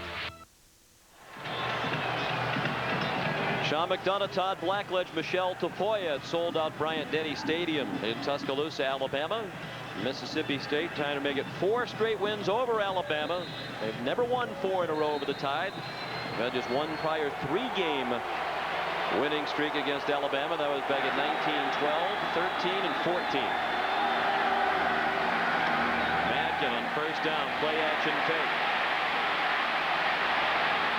Now he's running for his life. And a good gain out to the 30. He picked up 6. Reggie Grimes in hot pursuit to chase him out. Time to answer our Aflac trivia question. We wanted to know, when was the last time 5 teams were undefeated after the regular season? And the answer, 1979, when 5 teams, including Alabama, all finished 11-0. Alabama the only one to go on and win a bowl game, and the Tide won the national title. They're honoring the 78 and 79 teams here this weekend. 79 team to stop Penn State on the goal line in the Sugar Bowl. See that picture everywhere here in Tuscaloosa. You deal with it very well, though. 2nd and 4, and Madgen throws it away. Here comes the flag. And the flag thrown for grounding again. That's the 2nd time that's been called against Madgen here in the first half. Reggie Grimes with putting the pressure on. I think that college officials are really calling this a lot more often this year. If the quarterback is throwing it away to avoid the sack, they're calling that, even if a receiver is somewhere near the area. Intentional grounding. No receiver in a position to catch the ball. That's a foul on the offense. The penalty is a loss of down at the spot of the foul. If Mississippi State wants to stay in that group of undefeated teams, they're going to have to cut down here on penalties in these coming weeks, because they played a very easy schedule up to this point. Right. But it's very tough from here on in. With the game today against Alabama, they have Arkansas and Ole Miss remaining in the regular season. 3rd down and 14. Alabama will look for a stop and a chance to get the ball back. Conservative play on the pitch. The option look to Griffith. He's buried. You wonder if Alabama will use another timeout here. The clock's running right now. Yeah, they just called one, Sean. Marcus Spencer just called one. That leaves Alabama with 1 timeout. 2:07 remaining in the first half. 4th down for Mississippi State after this. Yeah, let me get this straight. Yes. Are you actually saying I don't have to pay you a separate commission every time I trade a stock? Exactly. I'd pay an annual fee instead. Right. Is anyone getting If this? we don't pay you a commission every time we trade, what's your motivation? It's just like always, Ann, your best interest. Could you just explain it again? Maybe what it is the fee is based on the value of our portfolios. So when we succeed, they succeed. Well, you'll have to be patient with us. This is all very new. It's here, the Hot Rebel 2000. Soar past simple snapshots and roar into photography. 3, 2, 1, go! Rebel 2000 from Canon. Now without a prescription, Lamisil AT for athlete's foot. So powerful, it cures with just 1 week's use. These take 4. So powerful, 3 months later, you're still athlete's foot free. Lamisil AT, the best way to cure athlete's foot. Jeff Walker to punt on 4th down for Mississippi State. He drills one. What a punt! It lands at the 14-yard line. It might have glanced off Millen's body as the defender moved in, and it's going to be ruled a touchback. Apparently, it went into the end zone. Sean Birdsong down in coverage. And that is a 69-yard punt. That was a rocket. I mean, Millens had to sprint backwards and still didn't catch up to the football. It hit Birdsong, did not hit Millens. What a punt. Any idea that Alabama had about getting decent field position? The 79-yard punt for Walker. By far the longest of his career. The previous long 67 against Alabama 2 years ago. Zhao throws incomplete, looking for Millens dangerously into traffic, including Ashley Cooper. The polls are open. We invite you to vote for the coach of the century in the CBS Sportsline College Football Millennium Poll. Just click on NCAA football at cbs.sportsline.com or on America Online. Enter keyword CBS Sportsline. I think some folks in this part of the country might log on and vote for a certain legendary coach of the Crimson Tide. He's fairly popular down here, isn't he? 2nd and 10. came out throwing. And a quick pass to Millens. Excellent catch by Millens. That might have been a lateral. Now Mississippi State wants a timeout, as Millens is down at the 21, and they'll have 3rd down and 9. 1:40 left in the first half in Tuscaloosa. There's a world where I can go and tell my secrets to in my room. Behr Premium Plus paint. Durable, vibrant, perfect for your room. Whichever room that might be. Behr Premium Plus, the premium paint with a Home Depot price.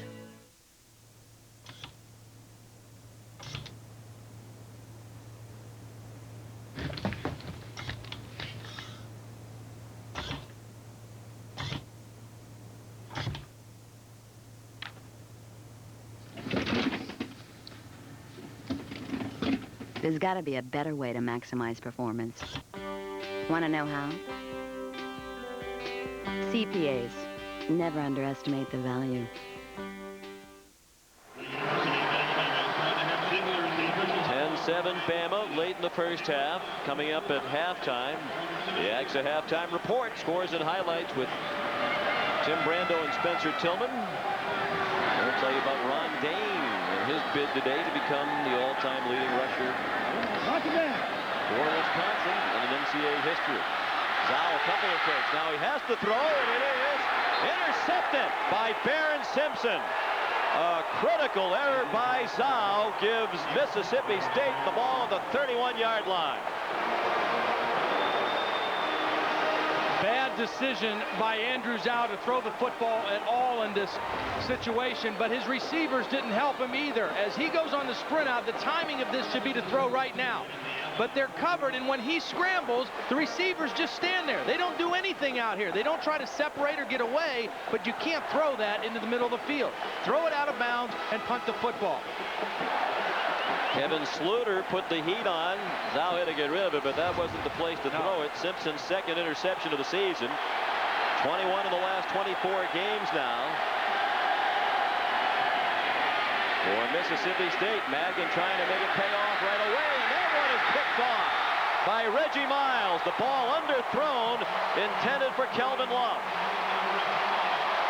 Reggie Miles got the interception, Sean, but Cornelius Griffin caused the interception with his pressure on Wayne Madkins.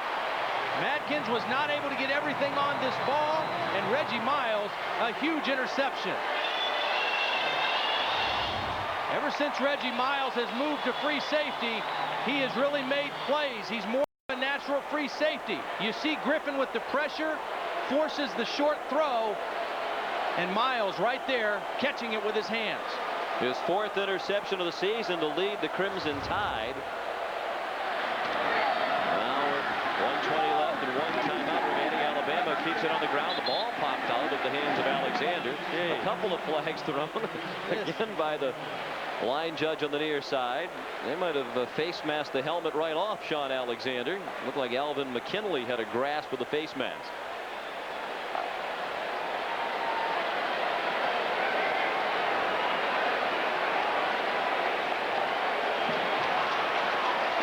How about this Alabama secondary? The majority of the season, they couldn't pick off a pass if they tried. And all of a sudden, they've become an interception machine. 2 games prior to this one, 6 interceptions. They had only 2 in the first 7 games. 2 of their 11 takeaways in the first 7 games were interceptions.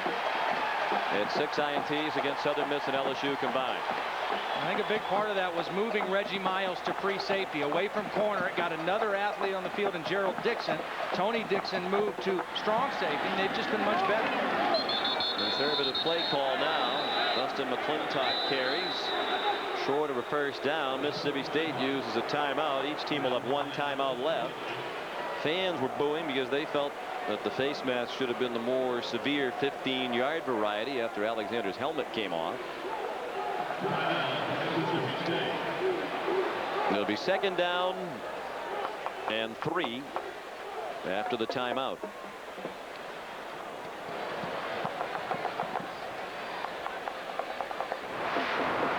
Monday on CBS, when a hot waitress hits on the King of Queens, get ready for the ego trip of a lifetime. Kevin James stars in an all-new King of Queens, Monday on CBS.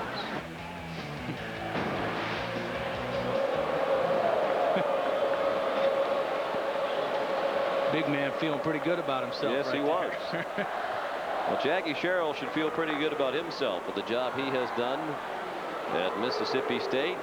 4 stops as a head coach, and this has been the longest stay now for Jackie in his 9th season in Starkville, Mississippi, when he thinks they are on track now to have a winning program year after year. They've upgraded the facilities. They're having greater success in recruiting. Finally getting to redshirt some guys. They're stockpiling the talent a little better. A handoff to Sean Alexander's backup, Sean Bohannon, and he has the first down out across the 30. I mentioned Jackie Sherrill is an Alabama graduate in 1966. Played 3 years for Bear Bryant. And he told us an interesting story about Coach Bryant. He said he really liked the average player who he could make into a great player. He did that regularly. He had little tolerance for the great player who didn't work very hard, or the tough guy who wouldn't be tough or wouldn't play hard. He said he came in with 67 freshman football players, and by the time he left, there were 6 from that class left. Yeah, that was when you could bring in a lot of guys, and if they wanted to go to another school in the conference, they had to wait for 2 years. So even if he ran off a great player, he knew he wasn't going to come back and hurt him for a couple years. But Bohannon, the ball carrier on the final play of the half, and Mike DuBose echoed those comments that Jackie Sherrill made about Bear Bryant. DuBose played for Bear Bryant later and said much the same thing. Speaking of Mike DuBose, he's standing by with Michelle. All right, Sean, thanks very much. Back-to-back interceptions, and Reggie Miles was huge. How do you like the way your very depleted defense is holding up? Well, our defense is playing very well. We had a chance to make some plays early, and we didn't, and they ended up making a couple of big plays on us against our secondary. But overall, our defense has played really well. We got to play better offensively. We had a situation there we didn't have enough people on the field. Quarterback's got to throw the ball away there, and we give up the interception. But again, Reggie comes back and gets a big interception. Go in and get ready for the next 30 minutes. All right, Coach, thanks very much. Thank you. Sean? Thanks, Michelle. The score at halftime is Alabama 10 and Mississippi State 7. Let's go directly to Tim Brando in New York. Coming up on the AXA Halftime Report, Spencer Tillman and I will have all the scores and highlights, including a huge upset that will shake up the BCS after this word from your local station. For early edition, the address is CBS.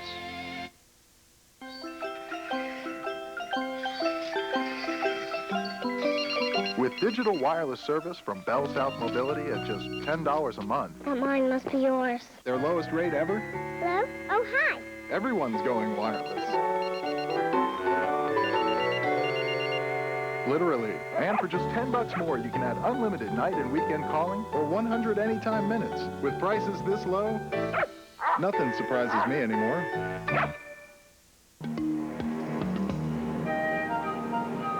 When we redesigned Dodge Neon, we gave it a longer wheelbase and more total interior volume. Not to mention a 132-horse, 16-valve engine, 4-wheel independent suspension, theater-style lighting, 4 cup holders, a standard 6-speaker stereo, and tons of other good stuff. Dodge Neon. Different. I do about 70,000 miles a year in this car, and I go through a lot of tires. My name is Louis LeBeau, and I drive this cab for a living. I'm also a volunteer fireman. I use this cab to get the fires. Whenever I have to spend money on this car, it comes out of my pocket. He's a top-of-the-line Goodyear. They got him at Walmart. They got BF Goodyear. They got Michelin. That's where I got him right there. I sent my daughter in there for tires and oil changes. I know they'll treat her right. They got name-brand tires and all, and great prices. For the Walmart Tire and Lube store, come around to the back door. How you gonna beat that? We manage land to protect the environment, but we're not the Nature Conservancy. We provide low-interest loans to small businesses, but we are not the Small Business Administration. We improve the lives of family farmers, but we're not Farm Aid. So who are we? TVA, the power of the public good. The Wild World of Wrestling, Tuesday night at 6 on News 12. The AXA Halftime Report is sponsored by AXA Advisors. Time to shake them up again, folks. Hi, everyone. Tim Brando, and welcome to the AXA Halftime Report with the score at Bryant-Denny Stadium. Alabama leading Mississippi State 10-7. I'm joined by Spencer Tillman. We touched on what Joe Lee Dunn can do to you defensively. Charlie Stubbs, the offensive coordinator for Mike DuBose, has aced him a bit. Yeah, I think so. One of the things he did, Tim, he came back with a matchup change. Everyone thought that Sean Alexander, the Heisman Trophy candidate at running back, would be a little bit gimpy with that ankle problem, but they matched him up on that corner, got him on a wheel ride up the field, broke a big play for him. That's been the difference so far, the changeup. Yeah, but Mississippi State stands to gain a lot today. Here's why. As we get you caught up on today's action, Tennessee looking for that rematch in Knoxville for a national title? Forget about it. Arkansas takes care of business today. Travis Henry gets them started. I tell you what, Travis Henry is a good player, but I'm going to nitpick on him. See that near arm, that ball? If a defender got close to him, he couldn't handle it, couldn't do anything with it. And Philip Plummer probably knows that. Then, tell you what, 28-yard touchdown pass gives up the balls. A 24-14 lead. They're doing it in a big way here. Big time, crossing that's Sterner there. And then we come back in Arkansas getting it done. Clint Sterner, ever since he's gotten back and gotten healthy, he is the man. Finds Anthony Lucas there on the little post pattern. Then late in the game on 4th and 6 at Arkansas 16, Tennessee goes for it. That's T. Martin's pass to Cedric Ward is incomplete. Arkansas holds on to win at 28-24. Hey, and they rally from a 24-14 deficit, and they turn the tables. The score last year when Sterner dropped the ball was the exact same score of a year ago. And obviously this means the Gobblers are happy in Blacksburg, and it also means, obviously, that Mississippi State. Jackie Sherrill should be telling his team right now what this means. And how about what Frank Beamer should be telling his team? Short-term, Virginia Tech is the one that stands to benefit. Just 0.03 of a point separated them from Tennessee for that #2 spot. Short-term is third position because they're in control. Long-term, Kansas State stands to benefit because if they take care of business, wins the Big 12 championship, Timmy, they're in the hunt. They got to do something they haven't done since '68, though, and that's win in Lincoln. That will be a shakeup without question. Now, Maryland playing with a true freshman at quarterback being hammered today. Chris Winkie, 4 touchdown aerials for the Seminoles. It's 28-3. How about the Gators, you ask, against South Carolina? Not looking ahead. Tough week for Lou Holtz. He lost his mother overnight, and of course you know about all the difficulty he's had with his family. That's right. Second quarter got worse. Florida would take a 10-0 lead on Jesse Palmer. The Darrell Jackson, their 28-yard touchdown pass. Steve Spurrier doesn't look happy, but he had to be pleased with that. In the third quarter, Florida padded their lead. Ernest Graham's 4-yard touchdown run put the Gators up by 14, went on to win it convincingly 20-3. They clinched the SEC East. The only question now, will they be 2 or 3 going into next week's game with FSU? Nebraska rolling over Kansas State 24-9. Beasley has been throttled in this game at quarterback. Iowa and Wisconsin, the Badgers and Ron Dane breaks the record held by Ricky Williams. There you see the numbers. He did it on a 31-yard run from scrimmage today. He got it all prior to halftime, and against Iowa, you can understand why. They have had a pathetic defense all year long. Notre Dame and Pittsburgh are 10-all in the second quarter in a game that many are watching on CBS. Joey Getherall, a touchdown pass from Jarius Jackson just a few moments ago. In the Pac-10, Marcus Tuiasosopo, what can you do for us today? A 10-yard touchdown run. They lead the Bruins 17-14. They control their destiny in the Rose Bowl, likely to play Wisconsin based on what's going on today with the Badgers and what happened earlier today with Penn State. Oregon and Cal, 24-0 to score now. Joey Harrington, the Ducks quarterback, has 2 touchdown passes for the Quack Attack. Still to come, more scores and highlights, including a look at Michigan and Penn State when the AXA Halftime Report continues. Sean Alexander has managed to get it done on the ground, this 6-yarder, to give Alabama a lead. A financial representative is like a good coach. Lynn Medeiros, AXA Advisors. First, I gotta have all the financial X's and O's. Second, I gotta motivate people to do their best, to execute the game plan. AXA Advisors, part of a global company helping 40 million people. And sometimes, I have to blow the whistle and say, look, do this. It's good for you. It's what your family needs. AXA Advisors, building futures. Can't get your car to turn over? Get over to Pep Boys for a new Pro Start battery. Whether you have a Jeep or Jaguar, a Buick or Blazer, Pep Boys has a new Pro Start starting at $44.99 that'll fit almost any car. And for a limited time, with any Pro Start Plus, Performance, International, or Premium battery, you'll get a $10 Pep Boys merchandise certificate good for just about anything in the store. So get things right and get going. Pep Boys. Cars like us. People love us. Here at VMI, we were asked to try the Norelco Advantage for 21 days. There was quiet dissension. I'm not giving up my blade. And anxious inquiry. The heck is this? Goo? But then we started to realize the lotion actually gave us a closer, smoother shave than we expected, without the nicks and cuts of blades. Our fear diminished. Our hopes arose, and life got a little less hairy. Come on, babyface, move it. The Norelco Advantage. It's guaranteed or your money back. Norelco. Put it to the test. Hey, Jen, we're counting on you. Last weekend in the Army Reserve, I had to refuel 6 Apache helicopters in 30 minutes. That got me ready to do battle on Monday. Hey, not too shabby. As little as 1 weekend a month, 2 weeks a year. Army Reserve. Select road. Validating tires. With BF Goodrich tires, it's any road you choose. BF Goodrich tires take control. Well? All right. TaylorMade Energel Ball. Explosive distance, soft feel. I found them online and at 25 retail stores. StoreRunner.com has shopping experts in every conceivable field, like Mark Anderson in sporting goods. Ooh, Dunlop Double Titanium Ball and a Callaway Hawkeye Titanium Driver. Am I right? StoreRunner.com. Log on, let's shop. Information gathered by satellites and airplanes helps improve farming, forest management, and highway design. Mississippi State is a leader in using remote sensing for precision agriculture and natural resource management. The Remote Sensing Technology Center draws on university strengths in computational modeling and scientific visualization, as well as forestry and agriculture, helping manage Earth's resources by seeing solutions from space. That's another way Mississippi State provides leadership for the 21st century. The AXA Halftime Report is sponsored by AXA Advisors.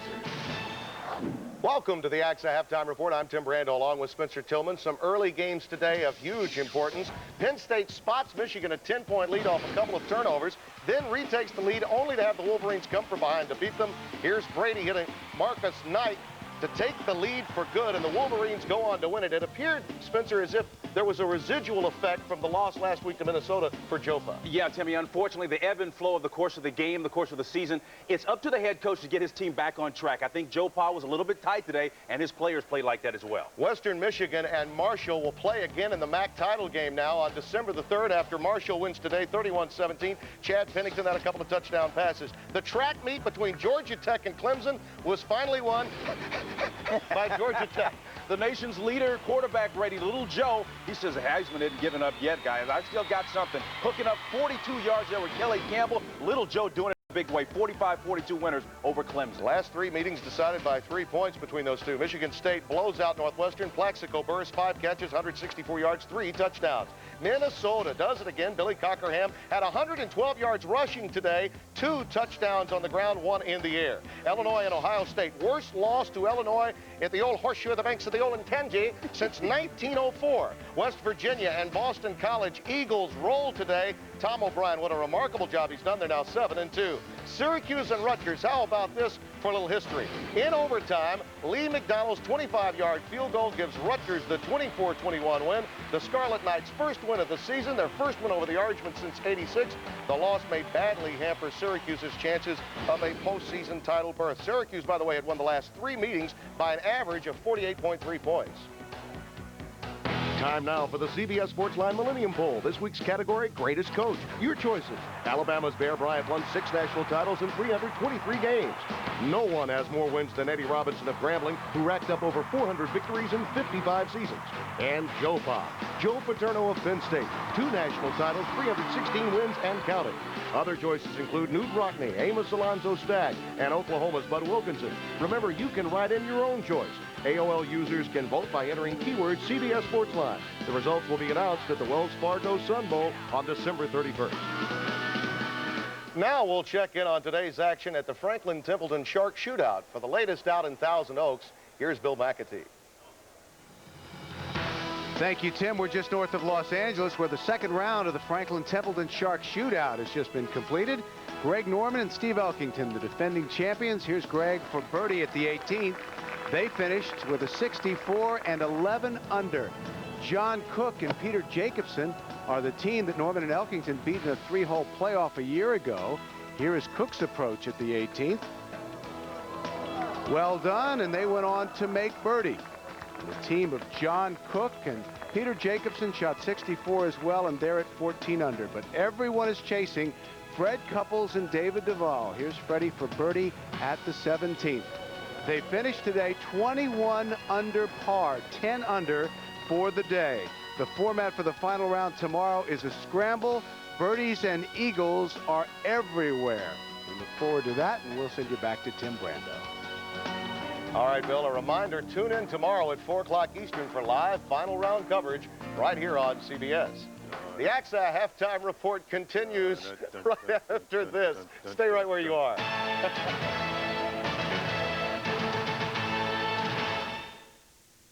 This is sacred ground.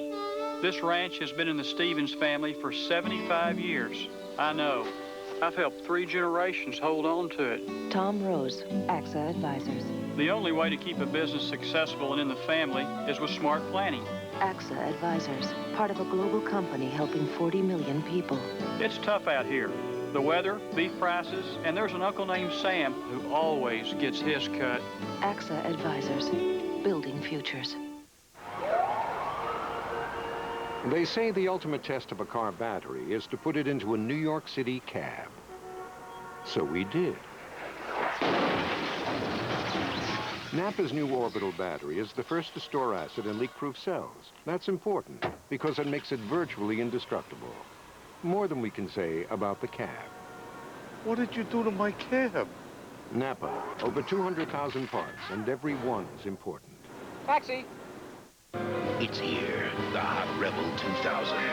Soar past simple snapshots and roar into photography. 3, 2, 1, go! Rebel 2000 from Canon. This is a competing antiperspirant.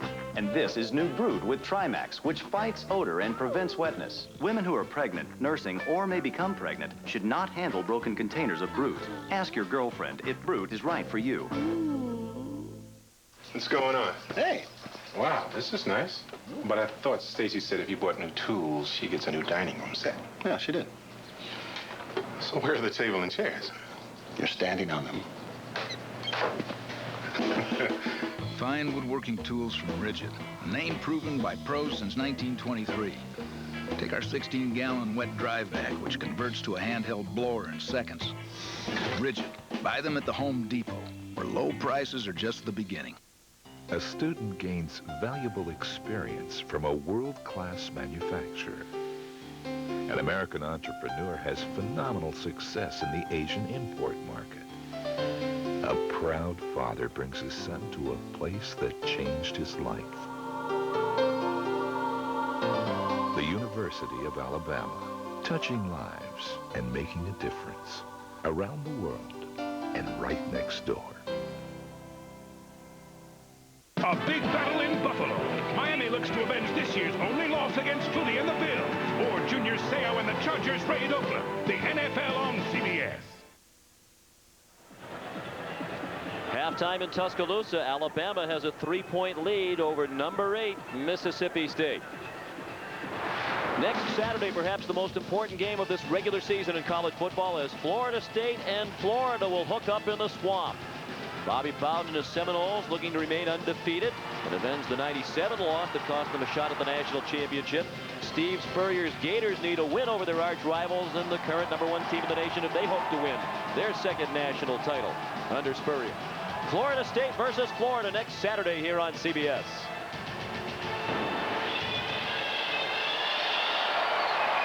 We'll return to Bryant-Denny Stadium with the second half kickoff right after this.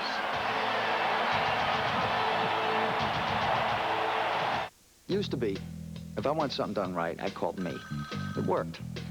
till I tried to quit smoking. I needed more than me. I got Nicorette. Nicorette helped me 2 ways. I used it on a regular schedule to help prevent my cravings, and for unexpected cravings, I was ready with an extra piece. I used to be a slave to cigarettes. Nicorette helped me hang on, helped me win. Now that I'm nicotine-free, I gotta tell you, it feels good to win.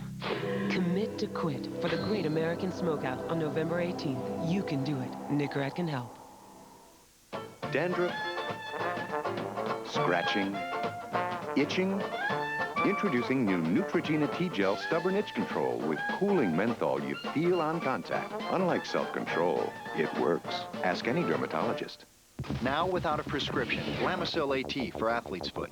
So powerful, it cures with just 1 week's use. These take 4. So powerful, 3 months later, you're still athlete's foot free.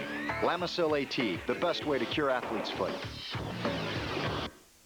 It's here, the Hot Rebel 2000. Soar past simple snapshots and roar into photography. 3, 2, 1, go! Agassi! Rebel 2000 from Canon. Winter driving can be a bit unsettling. So right now at Sears, you'll find all Goodyear tires on sale. Like our new all-season tire, the Goodyear Weather Handler LS. We're rolling them out with savings of $16 to $28 when you buy 4. That's a relief. All Goodyear tires on sale. Sears, the good life at a great price. Guaranteed. I guess you could say I'm always looking for a challenge. So when I heard Old Spice had this high endurance challenge, how can I say no? It's a long-lasting, white solid antiperspirant that goes on clear. Look, no flakes. And talk about stopping wetness. I'm out here all day, and this stuff really lasts. Guaranteed. So take the high endurance challenge and see if you... Hang on, little buddy. You know how you're supposed to eat Pizza Hut stuffed crust pizza? Bill doesn't get it. Backwards, Bill. The other way. Backwards, Bill. Backwards. That boy. Now bite it. Billy. Bite it, Billy. Jill's not afraid to eat her stuffed crust backwards. Everybody knows how to eat stuffed crust pizza backwards. With a ring of cheese baked right into the crust, it's the most fun you can have with a pizza. A large one topping is $9.99. Jill's made of tougher stuff than Bill. Take a bite, Billy. Backwards, Bill. Keep your chin up, Bill. Stuffed crust, another one of the best pizzas under one roof. Round 2. How would Georgia match up against Ball State? Take me out to the ball game. I don't have that info. Let's check out passing, scoring, total offense. Whoa, how do you do that? Well, with CBS Sportsline, you can match up any team in Division I and 1AA. Pick a team, any team. CBS Sportsline, when you've got to know more. Mississippi State trails by 3 at the half. A moment ago, Michelle Tafoya spoke with Jackie Sherrill. Coach, on paper, this has been a very evenly played first half. What adjustments take priority here in the second? Well, the biggest thing, we gave up those 3 big plays, the punt, and then we gave up the 3 plays offensively, but we have to do a better job of blocking their front. We've missed our front and letting their front go, and we're not being able to run the ball or control anything up front. Now and it put us where we're having to throw the ball, and we need to run the ball to control the ball also. Coach, thanks. Good luck. Thank you. So if they're going to remain undefeated, they'll have to come from behind in the second half for the 4th straight game. Jeff Walker will kick off. And Freddie Millens is back at the goal line, along with Arvin Richard for Alabama. Each team led in the first half. Alabama led 3-0 after a quarter. Mississippi State took the lead on a touchdown pass by Wayne Madkin. And then Sean Alexander ran in from 6 yards out to put Bama back up 10-7. Squib kick fielded at the 6 by Miller. He's still on his feet. The nifty return out near the 29-yard line. And Todd, we talked during the first half, and Jackie Sherrill just alluded to it in the interview with Michelle about the opportunity for Alabama to make big plays on offense against the attacking defense. They took advantage. And you have to take advantage of it. You get certain opportunities in the game, and you look for matchups. One of those big plays, they got Alexander coming out of the backfield down the sideline on Tim Nelson. A big pass play. And then one of their favorite plays, the wide receiver screen to Freddie Millens. They got matchups in the first half. They didn't hit everyone, but they hit enough to have the lead at halftime. And on the first play of the second half from scrimmage, they run the stack with 3 receivers to the left, and Tim Nelson buried the receiver Antonio Carter.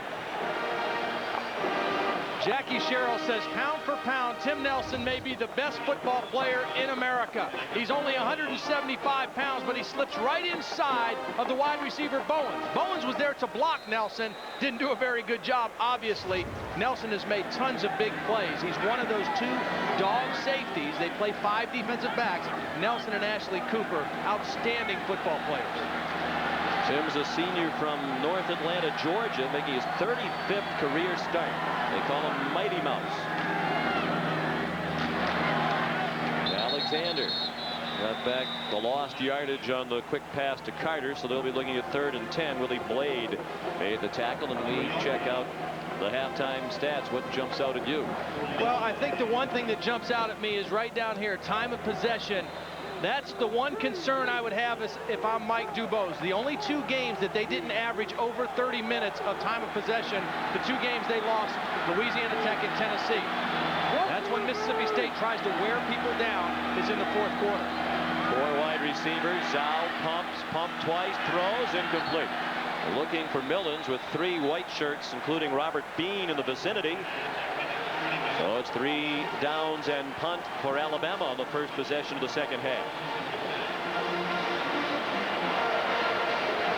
The loss of Terry Jones Jr. on the offense for Alabama is big, Todd, because a lot of practice time spent this week by Alabama in 2 tight end sets. They really wanted to get into that, particularly inside the red zone. And now they're not going to be able to do that. Good punt by Morgan. Big Prather straight up the field. He high-stepped his way out to the 38-yard line. A 48-yard punt for Morgan and a 12-yard return by Prather.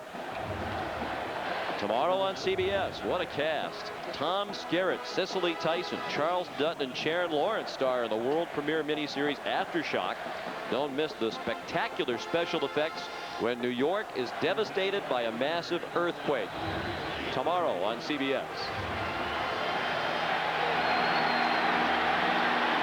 Charles Rainey behind Justin Griffith in the eye. Chris Rainey, the senior from Amory, Mississippi.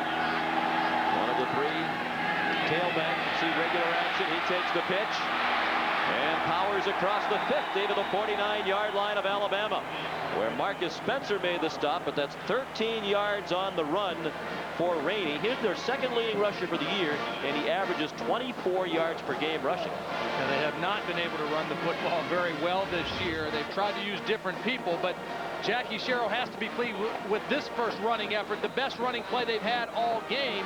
You see Rashid got caught up inside, and Michael Fair was able to pin him inside. Calvin Love came limping off. He's their best receiver, a big play man. They lost Terrell Grindle. Another receiver to a leg injury in the first half. Chris Rainey stacked up by Salim Rashid, Darius Gilbert.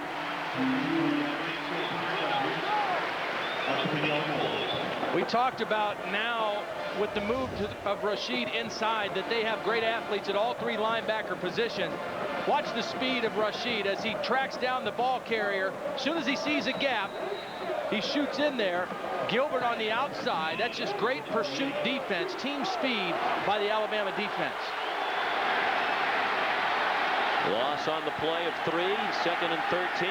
Bulldogs back on their own side of midfield at the 48. 3 minutes gone by in the 3rd quarter. Alabama leads by 3 on the draw. Chris Rainey, who was an option quarterback in high school at Amory, Mississippi High. He got back across midfield. He led Amory to a 15-0 record and the state 3A championship in Mississippi as a senior. As a dual threat passing and running. Kenrick Fairchild, the starting right guard, just hobbled out of the game. They have a backup in for him right now. Kyle Wallace is in his place, number 75. 3 receivers out wide to the left of Wayne Madkin. He rolls away from the pressure. Very close to the line of scrimmage as he threw out of bounds. A flag down. He might have been across the line of scrimmage. C.J. Sermons made the catch, but out of bounds. And I believe Madkin was beyond the line when he threw that pass.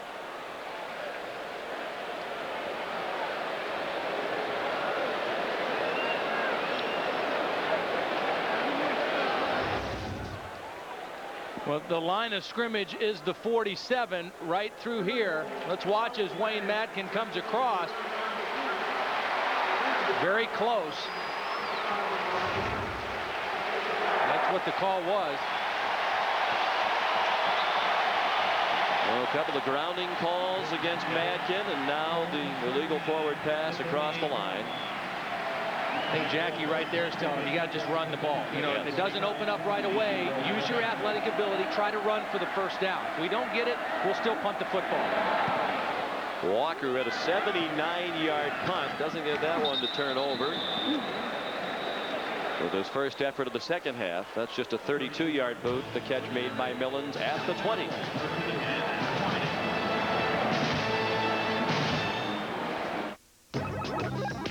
Your money hits the web. Wants to buy. Doesn't want to be the one that paid too much. No problemo. Introducing Click Credit from Citibank. Credit minus the card. Now you can shop online and get the lowest advertised price out there, or get back the difference. Give it a whirl at clickcredit.com. Citibank, where money lives.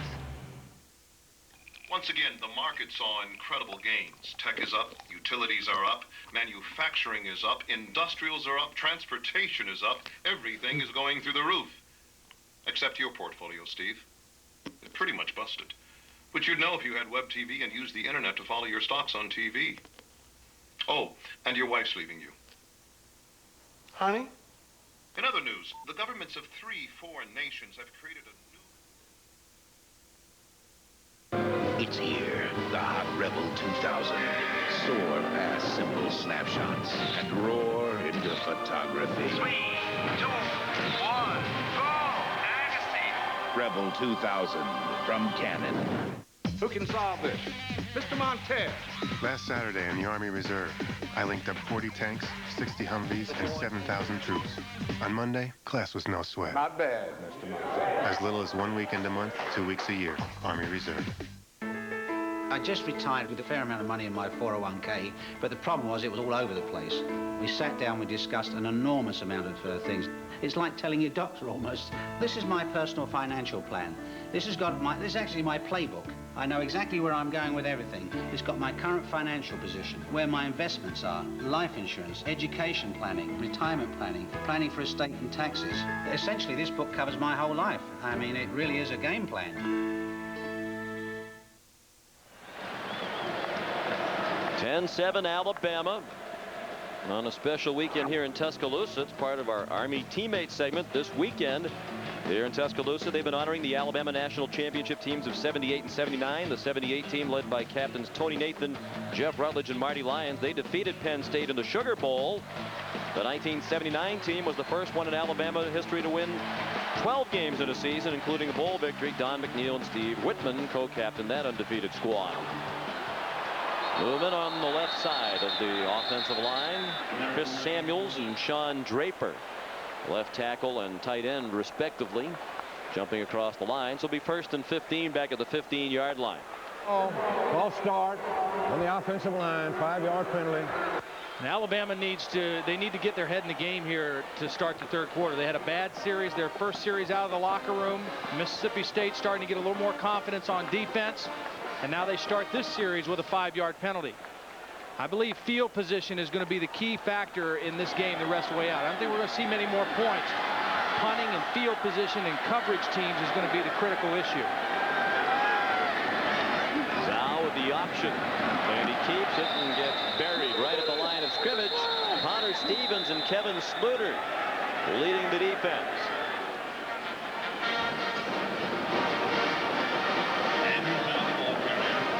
We talked about how Mississippi State rotates so many people on defense. That front six, I mean, they play 2 completely different units, and they rotate them by series. And that's in order for Jolie Dunn to have fresh people on the field all the time so that they can continue to fly to the football for 60 minutes. And they wear you down. I mean, everybody that they've played defensively, they wear down by the time you get to the fourth quarter. And it also gets underclassmen experience. Zhao throws under pressure, deflected by a couple of Bulldogs, and it fell incomplete. Zhao got belted by Tim Nelson. Baron Simpson got his fingertips on the ball downfield, but couldn't pick it off. And it'll be 3rd down and long. Well, here comes the pressure. Here's Nelson, comes inside. A nice little move by Nelson, a quick move. And that ball very close to being intercepted by Simpson. Zhao felt the pressure coming inside from Nelson and threw that one right in the direction of Baron Simpson. Well, we thought we would see both backup quarterbacks today. That was the plan for each coaching staff. And Matt Wyatt has been warming up on the Mississippi State sideline. Zhao going very deep, looking for McCadley, and it's knocked down incomplete. Robert Bean had the coverage. Looked like McCadley might have had a step on Bean, but the ball stayed in the air for a while, and Robert Bean, the senior from Decatur, Georgia, almost had the pickoff. The reason you want to look for matchups that are to your advantage is because the two corners for Mississippi State, Bean and Fred Smoot, are both excellent football players. They're both great cover corners, and you're not going to have much success going against those guys all day.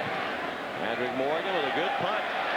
And they needed that in this game of field position. A return by Prather from the 33. He got a couple of good blocks. The punter is defeated, but there is a flag down on the play. Morgan slowed him up long enough for Marvin Brown to make the stop. Todd, you were indicating that you saw a flag. I do not see a flag. Right where the referee is standing at the 35-yard line. All right, there it is, in the 34-yard line. A long way downfield. 52-yard punt, 57-yard return, but the flag down at the 34-yard line. Jaggy Sherrill well out on the field, waving his arms. Talk about field position, special teams, making a big play in special teams. Pig Prather, that block looked okay. There was another block. You got to get your head in front. Hard to see from that shot if there was an illegal block in the back. Holding on the defense. The foul occurred before change of team possession. It's a post-scrimmage kick enforcement. 10 yards from the end of the kick, 1st down. Oh, what a huge penalty. The flag was at the 34-yard line at the other end of the field, but they moved the ball all the way back to the Mississippi State 24. And it looks like Matt Wyatt will be the quarterback when we come back.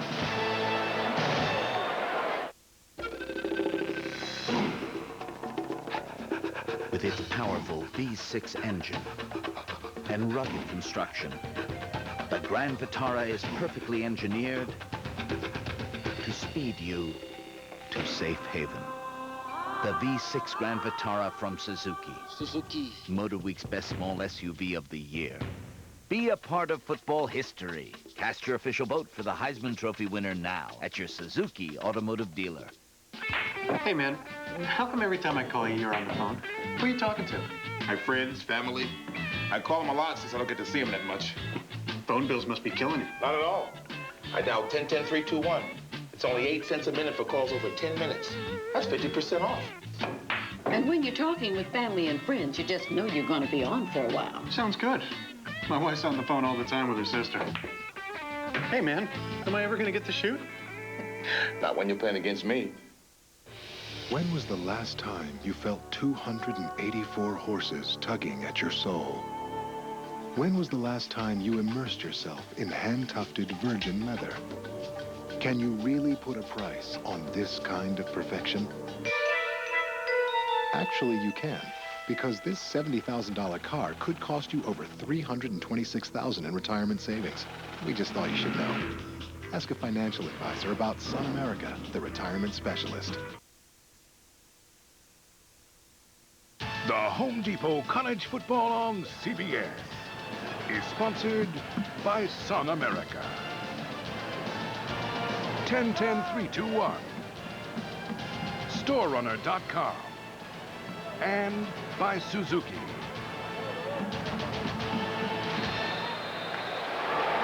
With 9:47 left in the third quarter, here's Matt Wyatt, the backup quarterback, who's played in every game but one this year. And he led them to the comeback victory over Auburn and led the winning drive against Kentucky last week. Trying to do it again as his first throw is intercepted by Milo Lewis. Out of bounds at the 41-yard line.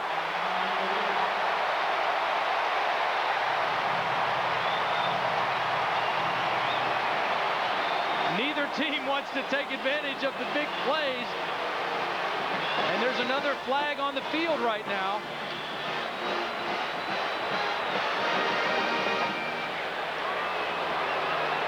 Mississippi State indicating the penalty is against Alabama. Might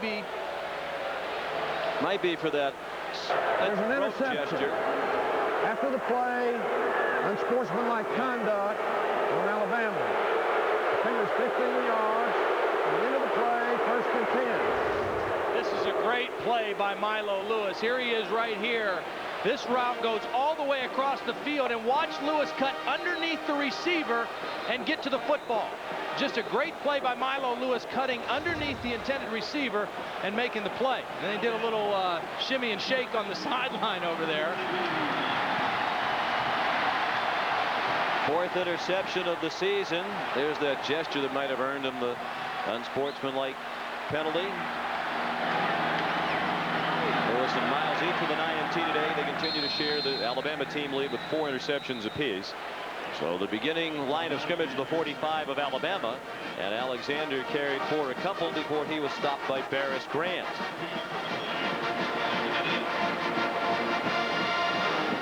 Well, this is the #1 defense in the nation against the rush in this week's stats. That's nothing new for Sean Alexander. He's faced some of the best rushing defenses in the nation all season long and has fared pretty well. I still think he's most dangerous to this defense as a receiver. Zhao had to throw quickly. It's caught, but for very little gain. The heat was applied by Ashley Cooper. So Zhao had to throw earlier than he would have liked, and Freddie Millens made the catch at the 49, and it'll bring up 3rd down.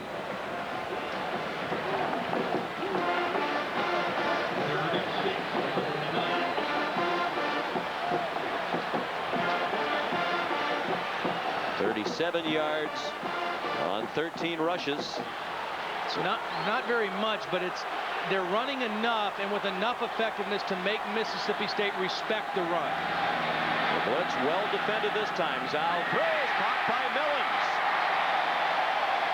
Out of bounds at the 34-yard line of Mississippi State with a 1st down. 17 yards on the completion. Pig Prather had the coverage.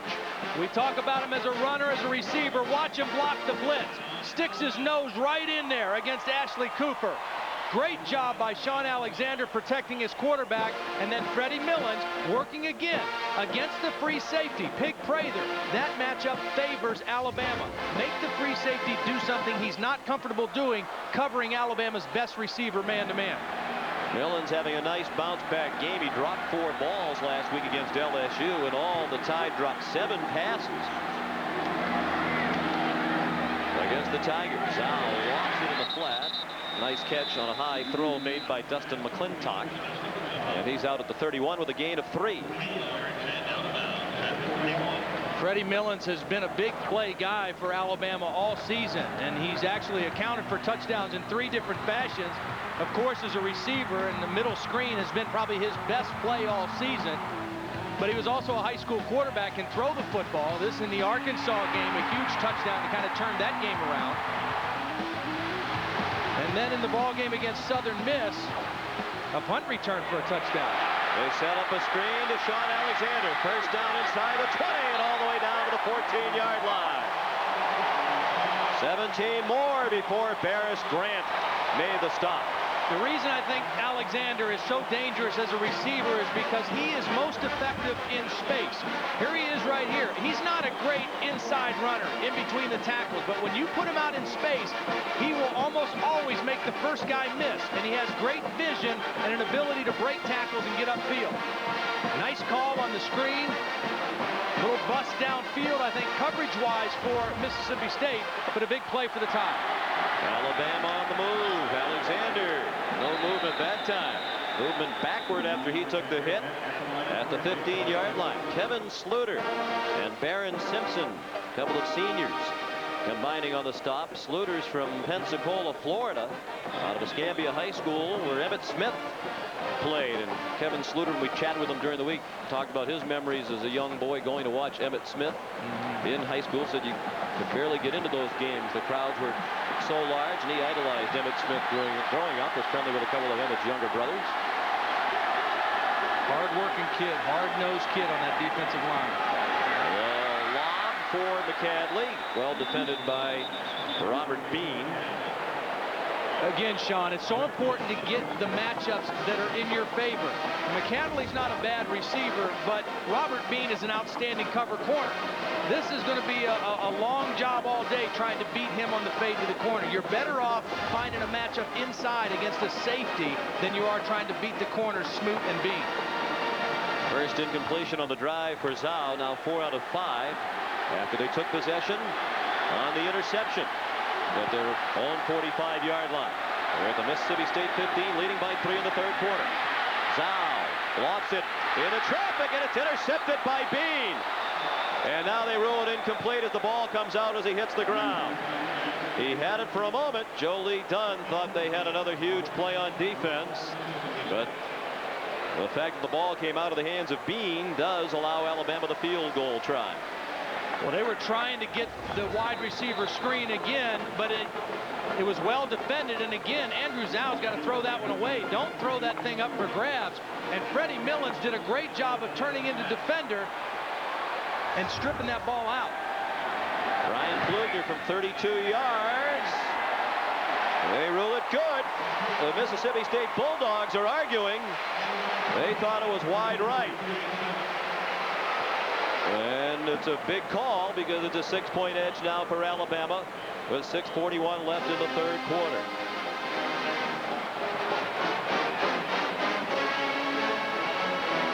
He pushed one right last week against LSU that would have put him up by 2 scores. That one slips inside the right upright. Well, all right. Tailor-made Energel ball. Explosive distance, soft feel. I found them online and at 25 retail stores. StoreRunner.com has shopping experts in every conceivable field, like Mark Anderson in sporting goods. Ooh, Dunlop double titanium ball and a Callaway Hawkeye titanium driver. Am I right? StoreRunner.com. Log on, let's shop. Come here, boy. With its V6 power and shift-on-the-fly 4-wheel drive, the Grand Vitara can get you and your buddy through anything. The V6 Grand Vitara from Suzuki. Wow, Suzuki, huh? It's MotorWeek's best small SUV of the year. Be a part of football history. Cast your official vote for the Heisman Trophy winner now at your Suzuki automotive dealer. CBS tonight. It's Walker versus a 3,000-pound killing machine. Hang on for the ride of your life. Walker, what are you doing? All new Walker Texas Ranger, CBS tonight. And now a look at this week's Suzuki Heisman Watch Update. Ricky Williams' hold on college football's career rushing record lasted all of 1 season. Tim Brando, along with Spencer Tillman, back in New York. Welcome to the era of the Great Dane. Yeah, but Barry Alvarez should get a mini Heisman for negotiating his way through the season with this guy, not overusing him. He's going to win the Heisman Trophy because the last 5 runners that eclipsed the all-time mark, Timmy, they won it. He deserved it. Now, you're saying it's over? I'm saying it's over. The guy won it. Okay. I think Joe Hamilton still has a shot. For more information on the Suzuki Heisman Watch, log on to cbs.sportsline.com. We're back in Tuscaloosa after the Ryan Flugner 32-yard field goal. Lane Bearden kicks off. Pig Prather on the return. Another good return. Very nearly a late hit in front of the Mississippi State sideline. Jeremy Walker made the tackle. It was very close, that field goal by Pflugner. And the college rule is that the entire ball must pass inside the inside edge of the upright. Obviously, it's very difficult to tell. Well, the referee's standing right under there, so he's got the best shot of it to make that call. Looked good on that last replay. On first down, nothing doing. A loss back to the 30. And here's Jackie's reaction. He thought the field goal was wide. But didn't argue very vehemently. Chris Rainey. Stop for a loss of 1. It is Matt Wyatt again. At quarterback, he came in the last series, and on his only play from scrimmage, threw an interception that led to the Pflugner field goal. Now they set up a middle screen. Donald Lee, a backup tight end, rumbling up the field. All the way to the 47-yard line. Third catch of the season for the true freshman from Phoebe, Mississippi. A 16-yard gain. Well executed play by Matt Wyatt. They faked the screen out wide to the running back and then slipped the tight end back inside. And a nice job of running by Donald Lee. Because right here, Salim Rashid has a clean shot at him and can't bring him down. He gets his head there, but he doesn't wrap up the tackle. And Donald Lee shows some hard running on that catch. He had 2 catches in the season opener against Middle Tennessee and had not had one since. Wyatt. Not as mobile as Madkin. Rolls to the right and throws. Incomplete. Then into a crowd. We talked with Sparky Woods about the 2 quarterbacks. He said they generally put Wyatt in when they think the team needs a little pick-me-up. He's not as mobile or as creative as Madkin, but there is Sparky Woods, the offensive coordinator, former head coach at South Carolina. But they said Wyatt's a little steadier, a little more mature, and said sometimes it seems the players in the huddle react a little better to him.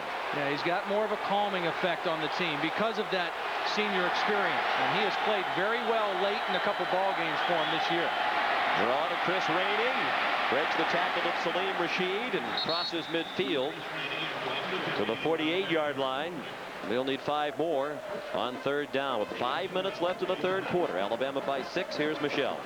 Well, guys, Mississippi State's most productive receiver, Kelvin Love, spent some time in the locker room having his right ankle worked on. He's had problems with it recently. He has re-sprained it today. A numbing cream has been applied to the area. The ankle's been retaped, and as you can see, he's in there playing with it. Back to you. All right, Michelle. Third down, the crowd roaring. Wyatt with a 4-man rush. Throws to the sideline, and it is caught for a first down by Trey Belcher. Just the 2nd catch of the season for the senior from Germantown, Tennessee, who missed all of last year with ankle surgery. Now the officials are blowing the play dead, saying no play, that Alabama had called timeout before the snap, and the play does not count. They went with the out route. It was a great throw by Wyatt, but right before that play started, one of the defensive safeties, I think Tony Dixon, was signaling timeout for Alabama, and obviously one of the officials caught that and made the call. Let's get an update on the Notre Dame-Pittsburgh game from Tim Brando.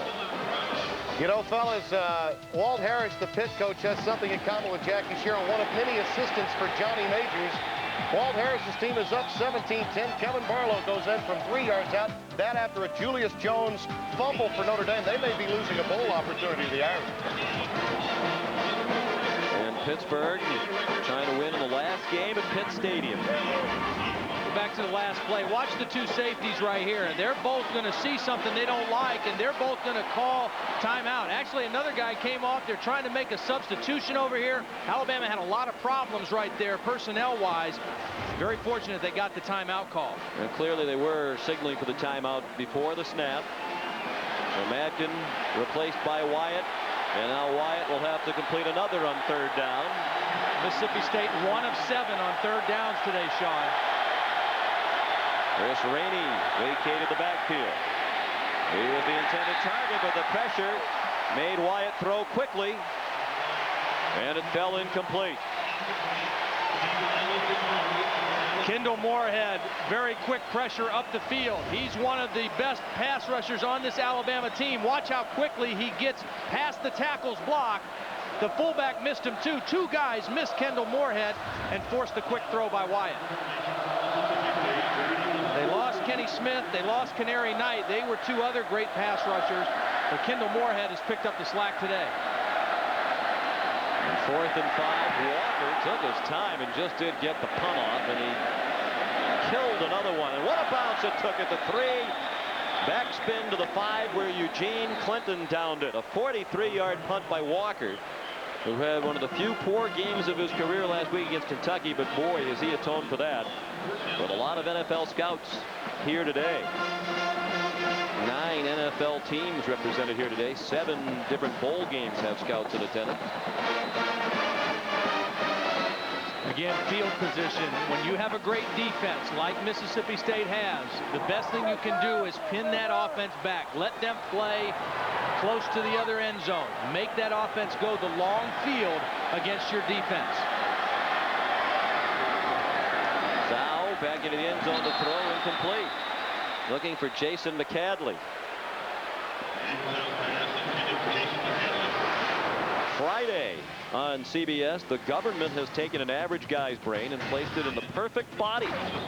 It's the new drama critics call mesmerizing, addictive, and unlike anything else in prime time. Catch it all new now and again Friday on CBS. Sean, I would not be surprised if Alabama does not get a couple first downs and get a decent drive here. I will not be surprised if we see Tyler Watts in the next series. Andrew Zhao looks a little shaky to me here in the 3rd quarter. He's not throwing the ball with very much confidence right now. Now 12 for 25 passing. Zhao throws, incomplete. Millens was open. It was a bad throw again. Looked like it was high and a little bit behind Freddie Millens. And it'll be 3rd down and 10. Well, Freddie Millens was uncovered here. I mean, when he saw this, when Andrew Zhao saw Millens, there's no defender right over him. Just raise up and get him the football right away. As quick as you can, get him the football. As soon as he clears that linebacker, just get it down around his chest where he can make the catch. Tough situation here now. Coming in, Alabama was the best team in the conference on 3rd down conversions, but 3rd and 10, very difficult.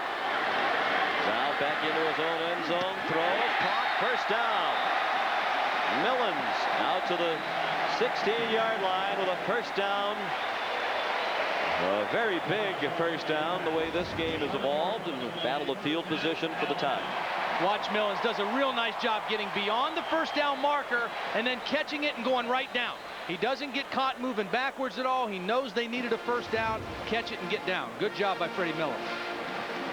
From Starkville, Mississippi, his dad, Freddie Sr., played baseball at Jackson State. And his sister Cynthia, who played basketball at Mississippi State. Another sister, Anita, played basketball at Ole Miss. Alexander down to the 19-yard line. He gained 3 on first down before Alvin McKinley and Cornell Menifee combined on the stop. Bryant-Denny Stadium in Tuscaloosa, Alabama, sold out. For number 8 Mississippi State, undefeated at 8-0 against number 11 Alabama at 7-2. Battle for control at the top of the SEC West. Sean McDonough, Todd Blackledge, Michelle Tafoya. Alabama led 3-0 after a quarter. Mississippi State had the lead 7-3 in the 2nd quarter. Alabama led 10-7 at the half. And the Tide kicked the field goal here in the 3rd quarter. With a 13-7 edge. McCadley's open, and the ball's just a bit long. Fred Smoot had the coverage. McCadley had a step or two, but Zhao was just a little bit long with the aerial. We got pressure from Barron Simpson. They kind of doubled up on Chris Samuel. Samuel could only block one of them, and Simpson got in to force the pressure. But they were very close to making a big connection there to McCadley. He had beaten Fred Smoot on the play, but there was pressure from Simpson that forced the early throw. We've seen Alabama 5 times now this year. It seems like McCadley, when they try to make a play with him, for one reason or another, it looks like they're always going to make it, and they never quite do. And they're hoping that he would come on. I mean, he's a guy that's got a lot of talent. They spread the field, the blitz, the throw, the diving catch by Antonio Carter, short of a first down. He came up shy of the 25, about a yard and a half to go, and Mike DuBose knows he has to punt. It pains him to do so. Cornell Menifee applied the pressure to Zhao. We got no back in the backfield, so you can only block 5, and they're going to bring 6 right here. So that means there's going to be somebody that comes unblocked, and in this case it was Menifee. Zhao does a nice job getting rid of the football, but you hope to hit your receiver on the move so he can catch that and turn upfield. Patrick Morgan with a short punt. Takes a great bounce, though. That's more than 20 yards, almost 25 yards on the bounce and roll for Morgan, and it winds up as a 54-yard punt with no return all the way to the 21-yard line. Tomorrow on the NFL Today, we hope you'll join Jim, Craig, Randy, and Jerry for all the latest NFL news. Marcus Allen takes a look at Miami's top defensive backs, Terrell Buckley and Sam Madison. Craig James will chat with the top rookie running back in the NFL, Edgerrin James. And the gang will talk with Drew Bledsoe. All coming up tomorrow is noon Eastern on the NFL Today. And for all the scores and highlights, stay with the guys at halftime for the NASDAQ Halftime Report. From the 21 with Matt Wyatt still at quarterback. Dante Walker gets stuffed by Reggie Grimes.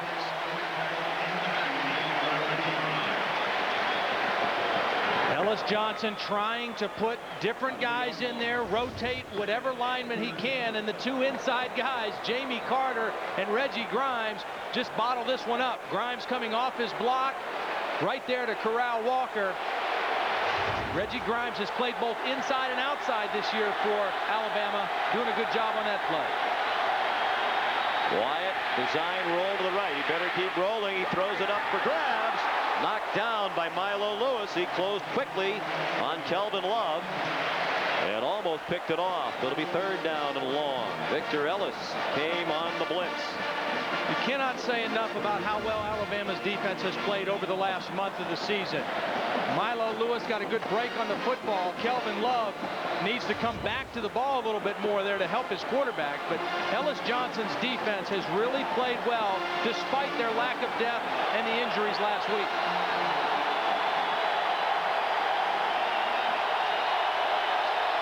One for 8 on 3rd down are the Bulldogs. And this is a tough yardage to make. Moving along the line.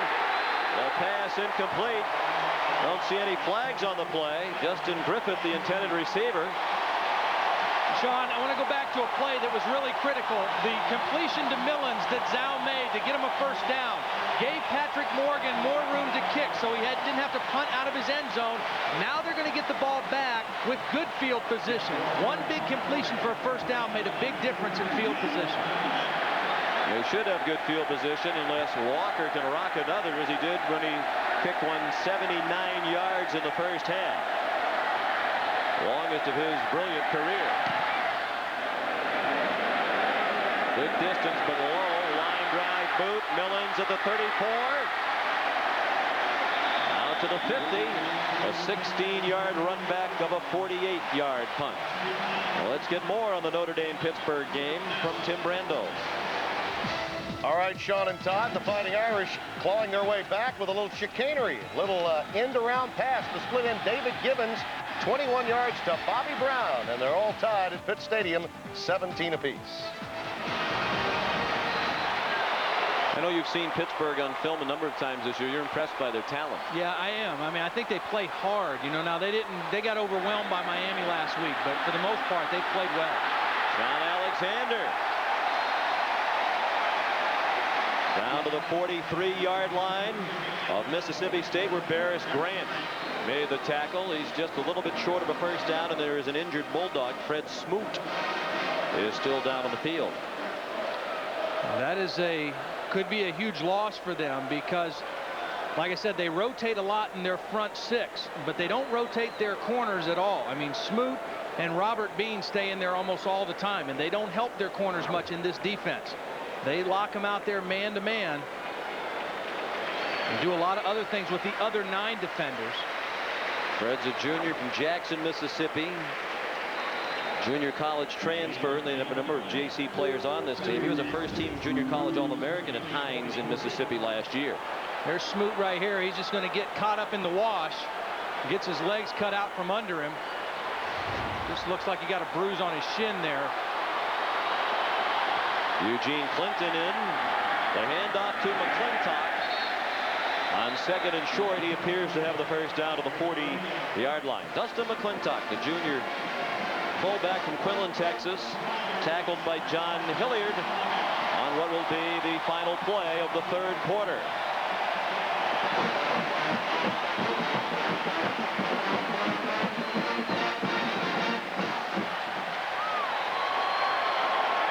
At the end of the third quarter, the score, Alabama 13, Mississippi State 7.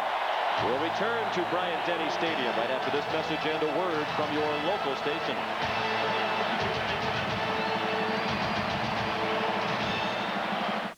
Why do I have Aflac insurance on top of my regular health insurance? Because he has his mother's eyes. Because I still have to teach him to whistle. And because Aflac helps cover what other insurance doesn't. If I'm injured, Aflac even provides cash to help pay bills. So why do I have Aflac? Did I mention he has his mother's eyes? Aflac supplemental insurance. Without it, no insurance is complete. Okay, everybody, let's square dance. Oh, bow to the partner corner, I say. Circle to the left with a merit trade. Break right out and you go online. Load the boat, you're doing fine. Research is free, make that trade. Swing that girl, promenade. Circle up 8 with a hoop and a holler. Each trade costs you just $8. Hey, bow to the partner corner, I say. You traded online with a merit trade. Yoo-hoo! A merit trade. Believe in yourself.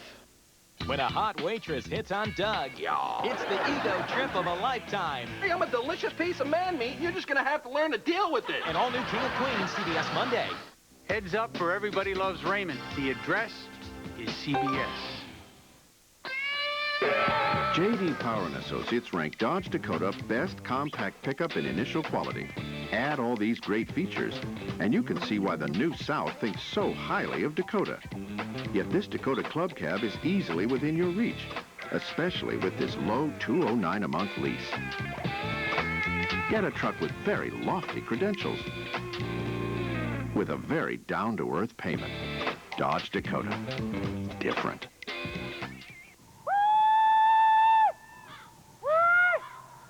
Epic.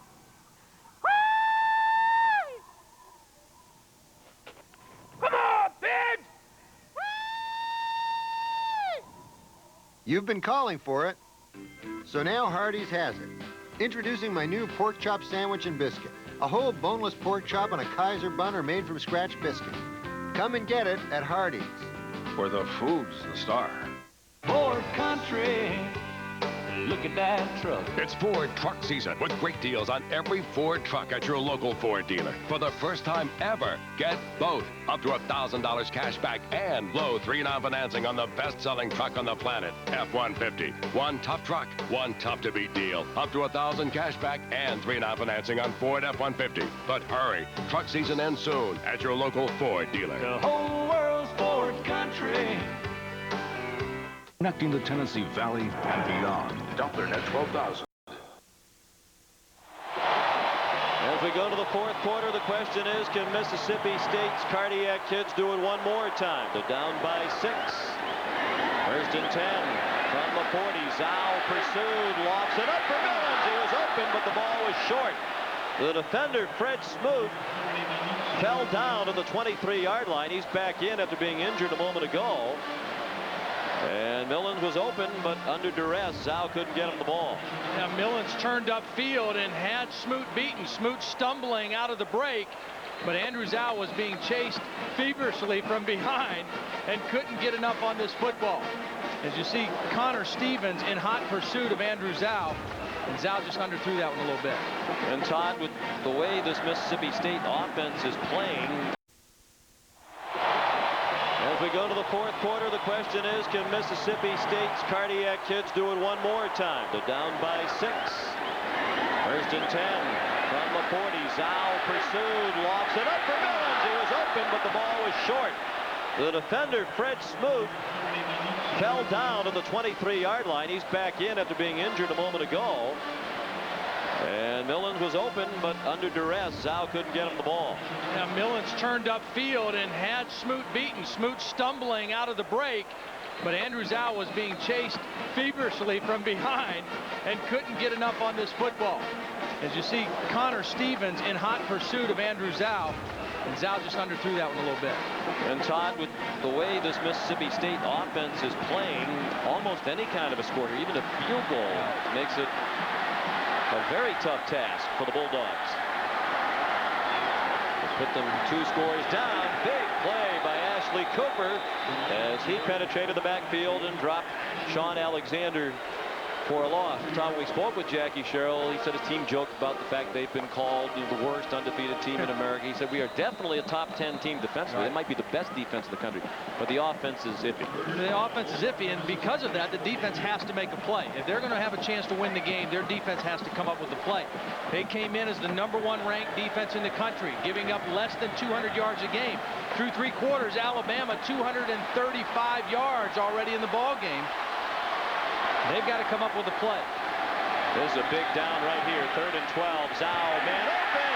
Millens again in field goal range inside the 20 and down to the 17-yard line.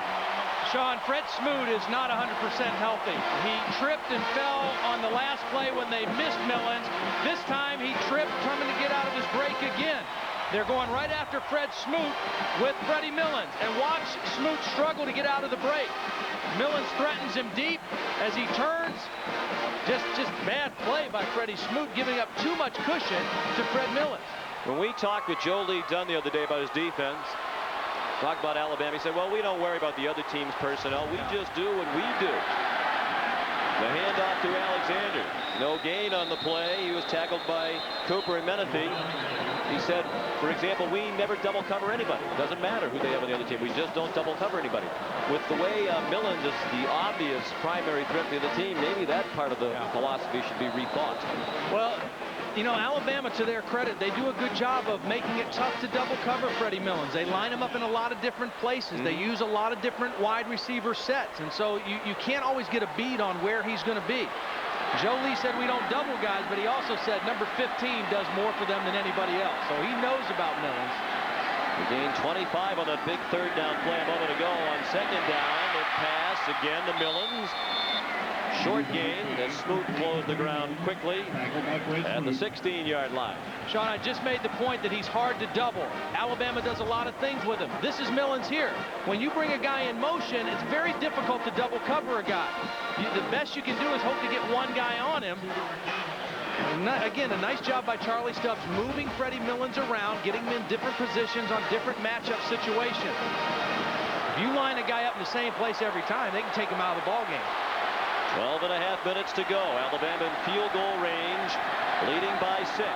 Hoping for better than a field goal on 3rd down and 9. Zhao is sacked. John Hilliard with the sack. Back at the 24-yard line. Will make it a much longer field goal try now for Ryan Flugner. Big play by the Mississippi State defense. We said they needed to make a play. They got a play from Hilliard right here, 95, getting past his man, Will Cuthbert, the right guard. Big sack for Mississippi State, making this a tougher field goal for Flugner. And this is a big field goal here. Put them up by 2 scores. He's 2 for 2. The 32-yarder barely good. This is from 41. The high snap was handled, but the kick is wide right. Bradley Ledbetter snap a little bit high. Patrick Morgan got it down, but Flugner missed it to the right. And the Cardiac Kids catch a big break. We said the defense needed to make a play. They got the big sack that time by Hilliard, and then they got the wide kick by Flugner.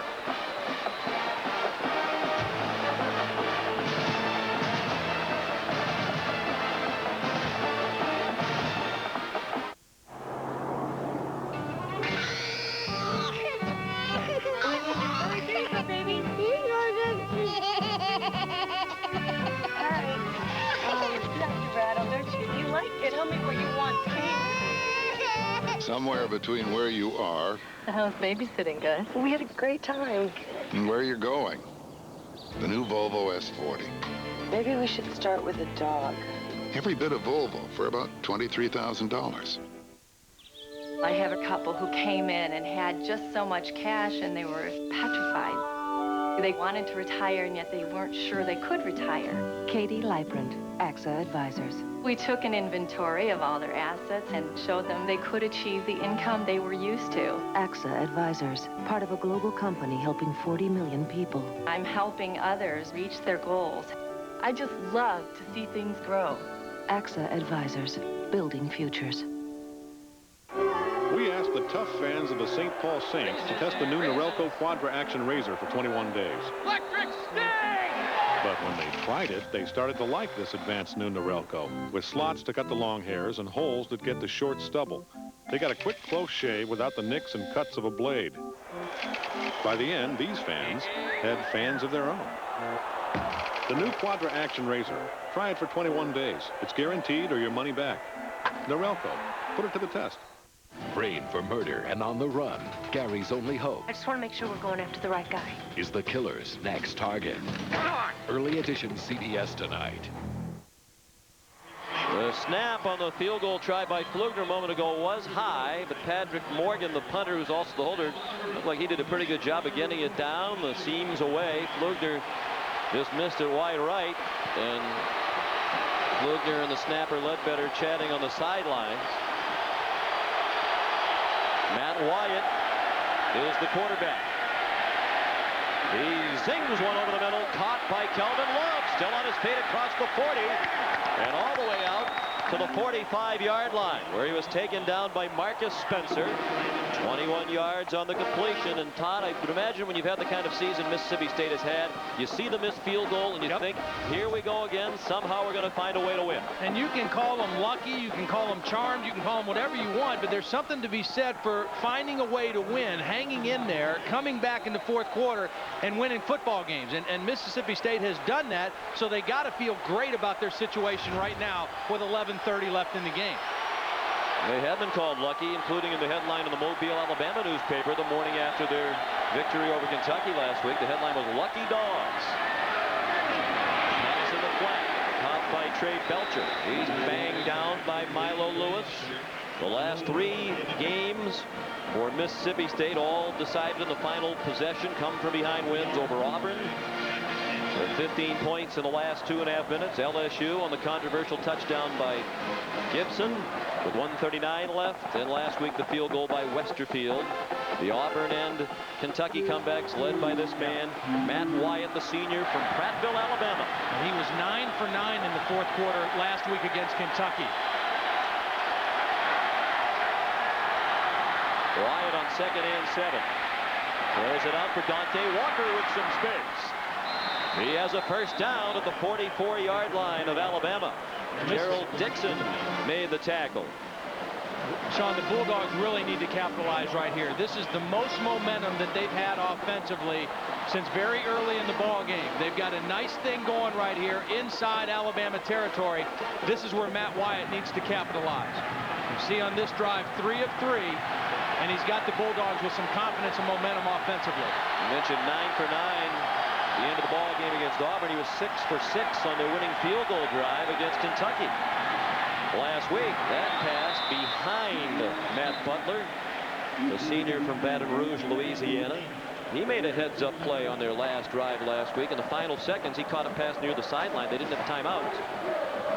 He needed to get out of bounds. He intentionally threw the ball out of bounds. It was a penalty, but it did stop the clock, up the chance to get the field goal unit out there, so Westerfield could kick the field goal. Very heads-up play. I mean, you hate to have to rush your field goal unit on the field and kick with the clock running. That was almost like a timeout for him. 2nd and 10. From the Alabama 44. Wyatt running out of time and sacked by Reggie Grimes back at the 49-yard line of Mississippi State. Alabama ran a little twist stunt with their tackle and end, and Grimes started inside and worked outside and got to the quarterback Wyatt.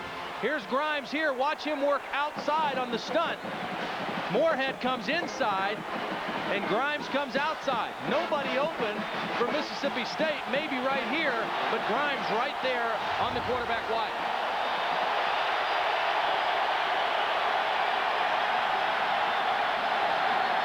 17. Right tackle moved. Might have been created by the incredible crowd noise.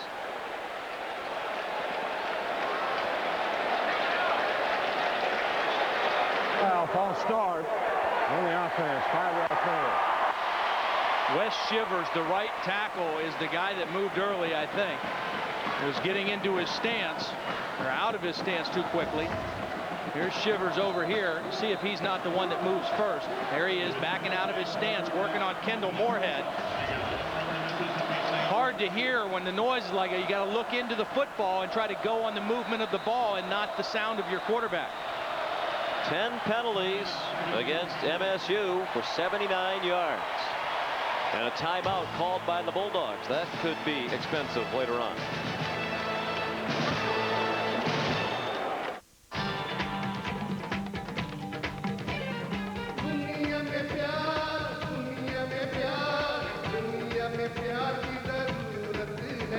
Hey! What are you doing? This movie is terrible. Don't you like science fiction? There is a science fiction marathon on right now. You need Web TV to remind you of your favorite shows.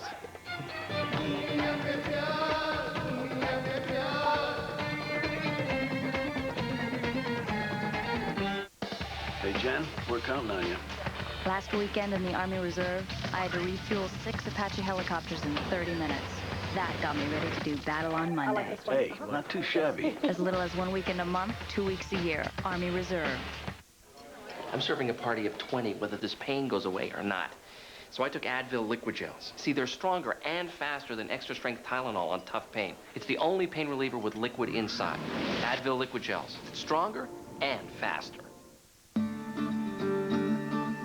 Coach Taylor worked late one night in the city of E, the first virtual place on the internet, built by SAP, used by 10,000 companies and millions of people. He found all the soccer equipment his champion Jaguars needed in one easy step. He saved time, he saved money, and the Jaguars did the rest. MySAP.com. Welcome to the city of E. The Home Depot College Football on CBS is sponsored by Merrill Lynch, the United States Army Reserve, SAP, and by Volkswagen.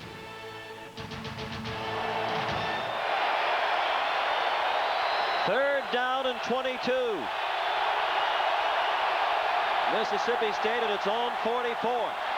Incredible crowd noise. Wyatt in trouble. Got away from Grimes. In trouble again. He throws it incomplete. And a man wide open, Chris Rainey. I believe Wyatt was across the line of scrimmage when he threw. There are flags thrown right where he threw the ball.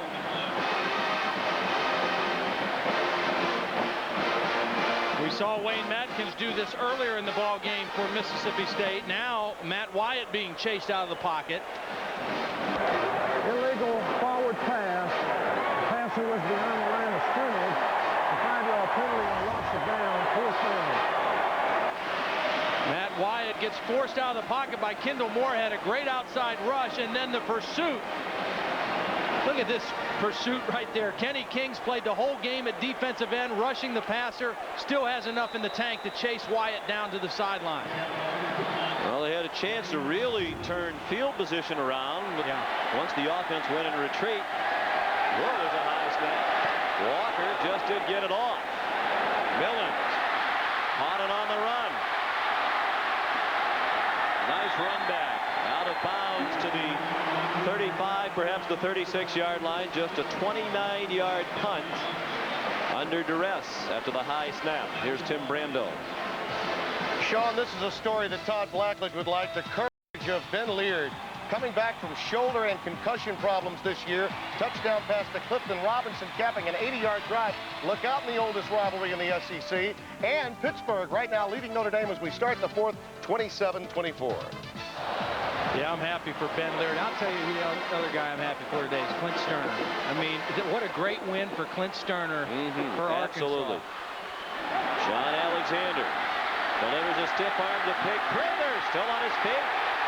He gave a stiff arm to Prather, then he ran over Eugene Clinton at the end of the run, right at the first down marker. Sean, we have had the luxury of watching Sean Alexander 5 games this season, and he does so many things well. I mean, whenever you've needed a play on this offense, Sean Alexander delivers. Huge run here, just a tempo-setting run with 8 minutes and 40 seconds left in the ball game. A tough physical run by Sean Alexander. They stick with Sean. He gets him out near midfield where Cornell Menifee made the stop. Time for our Rigid Tools Scholar Athlete Award. Our Scholar Athlete of the game is Mississippi State kicker Scott Westerfield, coming up big in the classroom with a 3.97 grade point average in civil engineering. Rigid Tools commitment to the investment in our future is shown today by donating $1,000 to Mississippi State University's General Scholarship Fund. Terrific kicker and a great student. Uplifting performance in both areas. Millens dancing to the 40 with another first down. They ran this play earlier, Sean, with Antonio Carter and would have converted a 3rd down had there not been a holding penalty. This time they come back and give it to Freddie Millens. Again, he's hard to double cover when you move him around, set him in different places. They give him the football here. A great block by Sean Draper, the tight end, that opens it up for Millens. And then you see what he can do in the open field. Very elusive, was an option quarterback in high school. Very good with the football out in space. The toss to Alexander. He's in trouble and taken down behind the line of scrimmage. And it's important again for this defense to stop them right here because they're inching closer to another field goal try at the very least for Flugner. I thought you made a great point, Sean, during the break. I mean, before that 3rd down play of Mississippi State, they're thinking worst case scenario, we punt them deep down in and play defense. That's what we do best. We'll get the ball back once for sure, maybe even twice with good field position. They got the penalty on 3rd down, the short punt on 4th down, and now Alabama has the field position advantage right now with the ball on the 44-yard line. When they get the ball back, Sparky Woods upstairs in the coaching box is going to have to come up with something to get this offense going. First, they need more big plays from the defense. That pass is caught by Millens. The Starkville native doing a lot of damage to his hometown university. Josh Morgan, a reserve defensive back, redshirt freshman from Vicksburg, Mississippi, made the tackle on Miller. And again, Morgan is a safety. He's not a cornerback. He's not used to playing a lot of man-to-man, and he's certainly not used to playing man-to-man on a guy as good as Freddie Millens. Their best receiver against your backup free safety. That's a matchup that favors Alabama every time. Pig Prather back into the ball game right now. 9 catches, 94 yards for Millens. He had 3 straight 100-yard receiving games earlier this year, the first player in Alabama history to do that. He was open for the quick screen. They faked it to him. Shamari Buchanan is wide open. Touchdown, Alabama!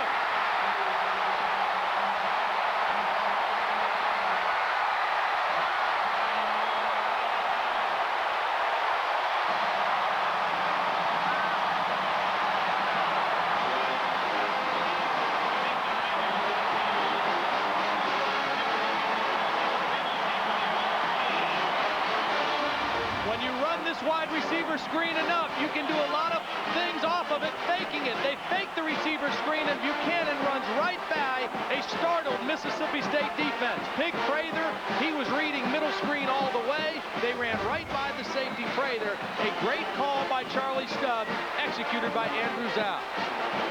They're going to go for 2. That's the first career touchdown for Shamari Buchanan. He's a senior from Atlanta, Georgia. What a great time for Buchanan to come up with his first ever touchdown. From the left hash mark, the try for 2. Zhao had to get rid of it. Throws, caught, he lunges for the pylon, but didn't get there. Antonio Carter thought he got it, but the official said no, he was short. And Ashley Cooper put the heat on Zhao. Sean, I think the line judge was out of position to make this call because he was behind the play. Watch Carter. If he hits the pylon, it's good. That ball's over, but see, here's the official. He's behind it. He can't see where the ball is. And he makes the call no good. That could be a very big call if Mississippi State could score 2 touchdowns, and that's a big if the way it's going. But still 6:04 remaining. Alabama leads by 12.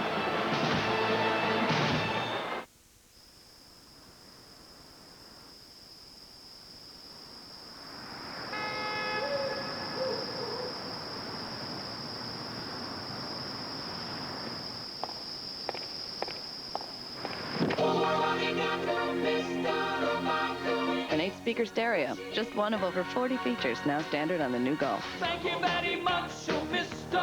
Roboto, for helping me escape just when I needed to. Thank you. There's a lot more to transportation than just getting from point A to point B. Before you write these, someone's got to make these. Seaports, airports, subways, someone has to build them all from the ground up. Before you write this, someone's got to make this and this and this. But when it comes to getting from A to B, there is one company that makes everything from A to Z. So for this, We're Siemens. we can do that.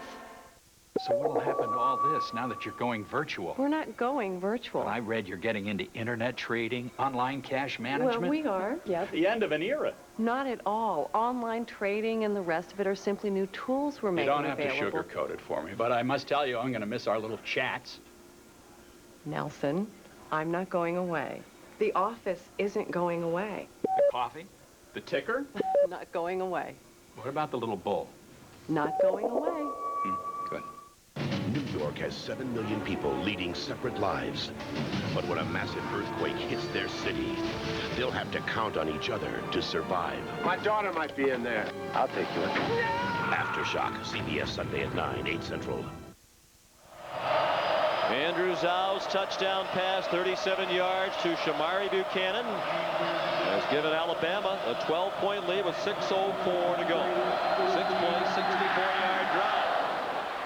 Bearden's kickoff, rolling out of bounds, apparently untouched by Peg Prather. So a break for Mississippi State. Sean, let's go back to the touchdown now. You don't think Mississippi State is concerned about Freddie Millens? 3 defenders, and watch, nobody picks up Shamari Buchanan. Everybody is expecting middle screen. They all react to the fake, and Buchanan runs right by them for an easy touchdown. It's a great call. It is a Charlie perfect call. You've run that thing enough to where you have to respect it defensively, and then you fake it. And we've seen that, we've seen him fake that and throw it to Alexander out of the backfield. Charlie Stubbs, again, doing a great job mixing and matching and finding matchups for his offense. Charlie Stubbs right there. First year as the play caller, second year on the staff here. Came from UNLV. Having another fine game tonight. Because the kickoff went out of bounds, the ball comes out to the 35. Wyatt, they bring the blitz.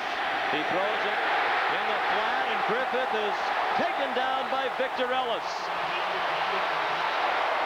Loss of 9 on the play, back to the 26-yard line. Sean, the offensive line of Mississippi State is starting to get knocked back on their heels. Alabama smells blood right now. They're going right after the quarterback. They're not respecting any running game. Mississippi State has not threatened them with the run, and they are pinning their ears back and coming after Matt Wyatt.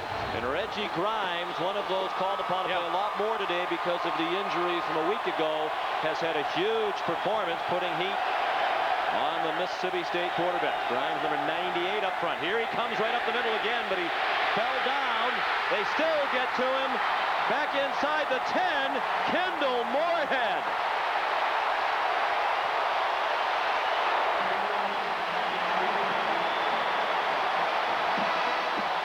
Jackie Sherrill said to Michelle at halftime, we have not blocked their front very well in the first half. Well, they're not blocking the front very well in the second half either. Kendall Moorhead coming in on Wes Shivers. Just an outstanding inside rush by Moorhead. Matt Wyatt, nowhere to go with the football. Moorhead from Memphis, Tennessee, a 20-yard loss. This offense has been bad all day, but it's at its all-time worst right now, and Wyatt was hit as he threw by Grimes again.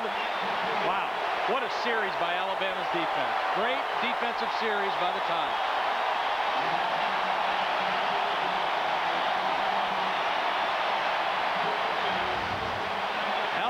has one-dimensionalized Mississippi State. There's no respect for the run right now. There's no concern for the run. It's pin your ears back and go get number 7. And they don't have to worry about Madkin's ability to run and maneuver back there. They know where Matt Wyatt's going to be, and they're attacking him. Walker with just a foot or two to spare along the back line of the end zone. Not his best punt. Millens tackled at the 45. A 40-yard punt. Sean Birdsong down in coverage for the Bulldogs. Tonight on CBS, America's Night of Heroes is all new, beginning with early edition. Then Samo and Arsenio must stop someone from brainwashing innocent Americans into unstoppable assassins on martial law, followed by Chuck Norris and Walker, Texas Ranger. It's all new, and it's all tonight right here on CBS. Alabama with the ball, an excellent field position with 4:09 remaining. The Tide in possession of a 12-point lead. 1st and 10 at the 45 of Mississippi State. 2 timeouts left for the Bulldogs. Alexander ahead for 5.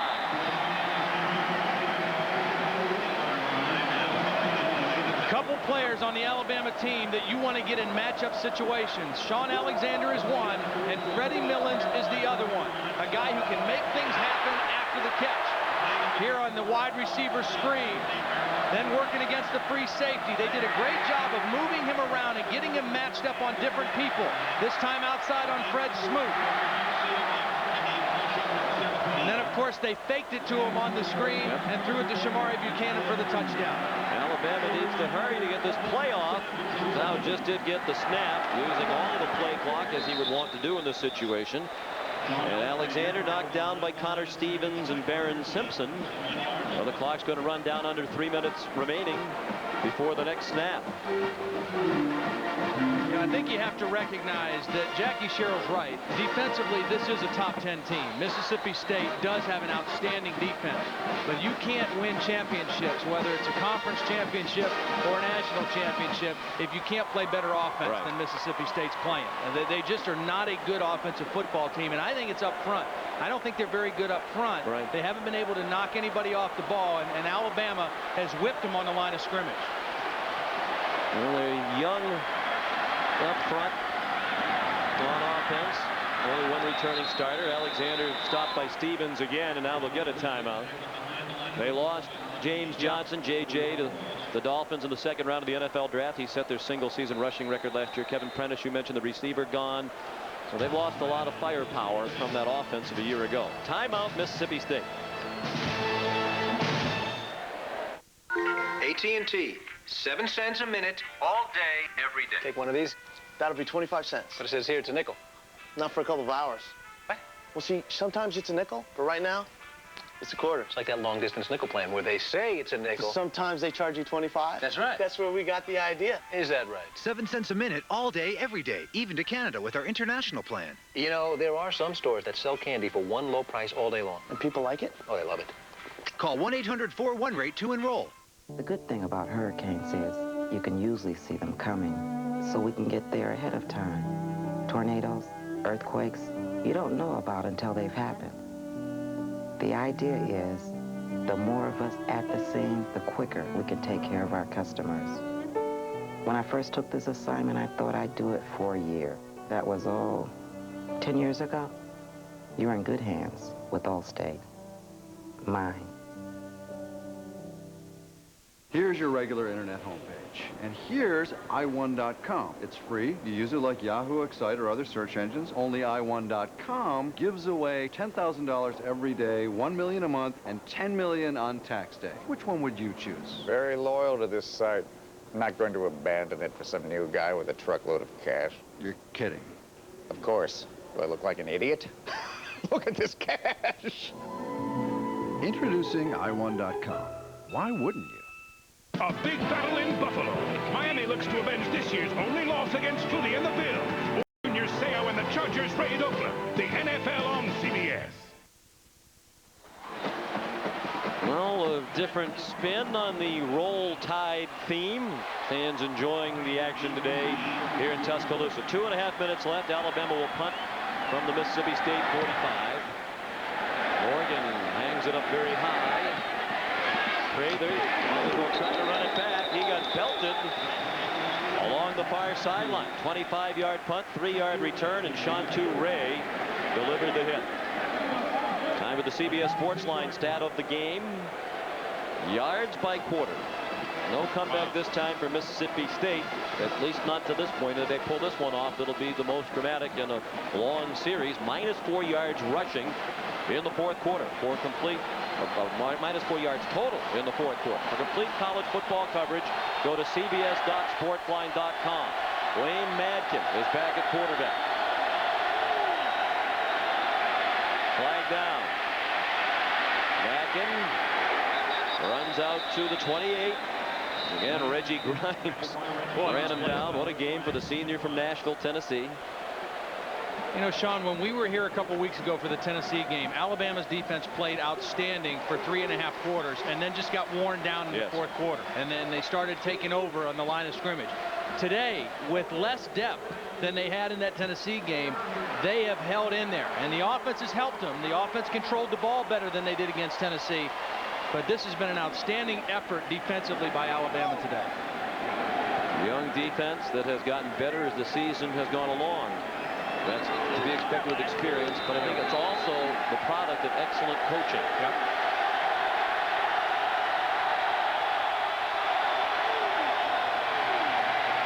Four-man rush. Madkin throws. Love to the 23, and that's all. They'll have to get in the hurry-up mode with under 2 minutes left. Victor Ellis and Reggie Miles made the stop.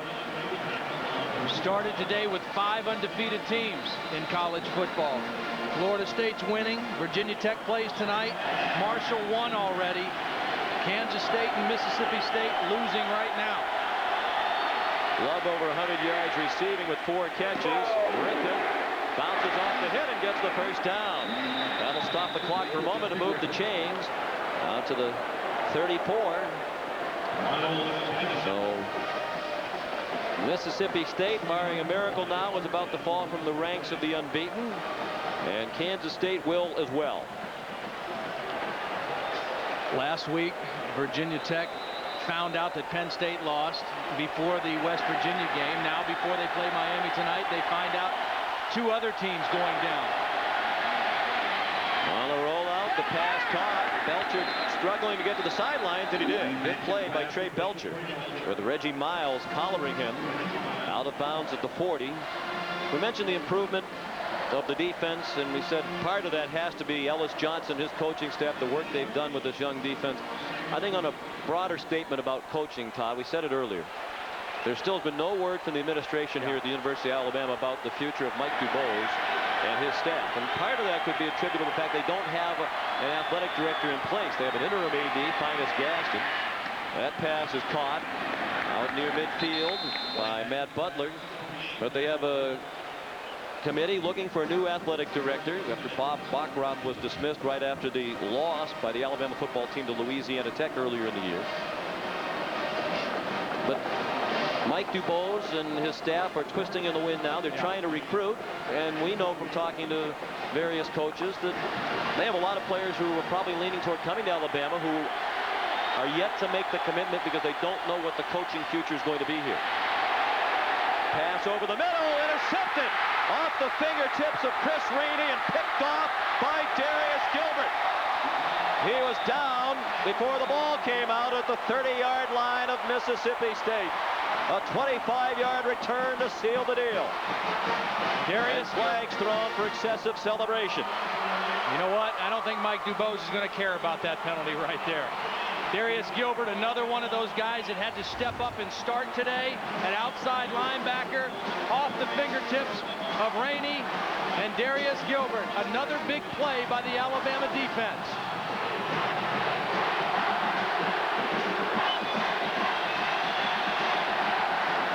Just can't say enough about this Alabama defense. Off of Rainey, Gilbert in the right spot. Of course, they're playing soft zone. They're going to give all that underneath completions that Mississippi State wants. But again, 2 interceptions in the first 7 ball games. What a turnaround they've done just in that phase defensively, creating turnovers, picking the ball off. And I go back and agree with you about Mike DuBose. I think he's done a great job. Well, you know, people could say he had a problem off the field in the summer.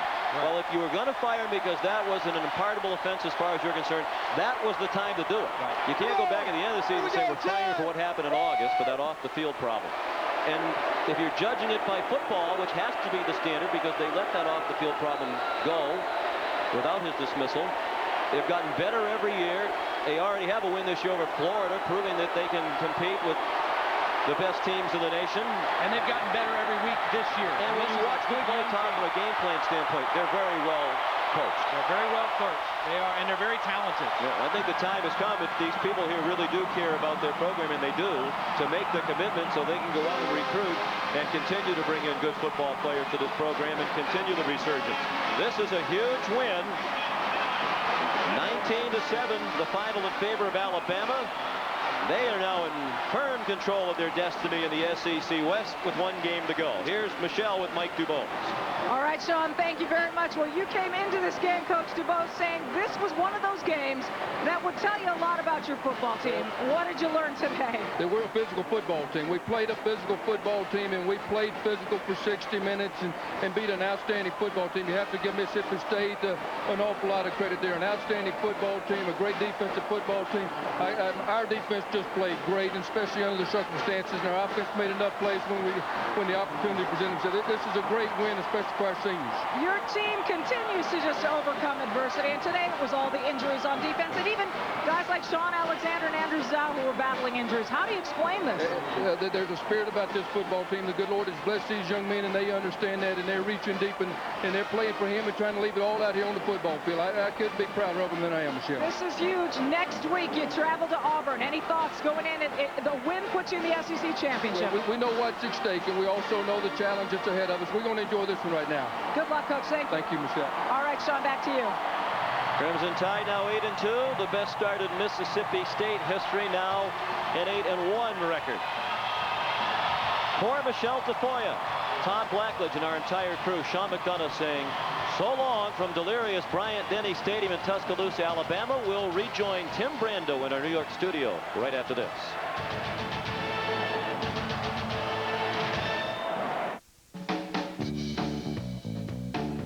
Financial goals require solutions.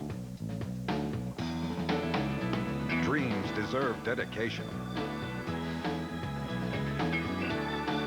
Success demands performance. If there's something you want to achieve, the principal has one word of advice. Plan ahead, get ahead. The Principal Financial Group. The Southeastern Conference, setting the standard.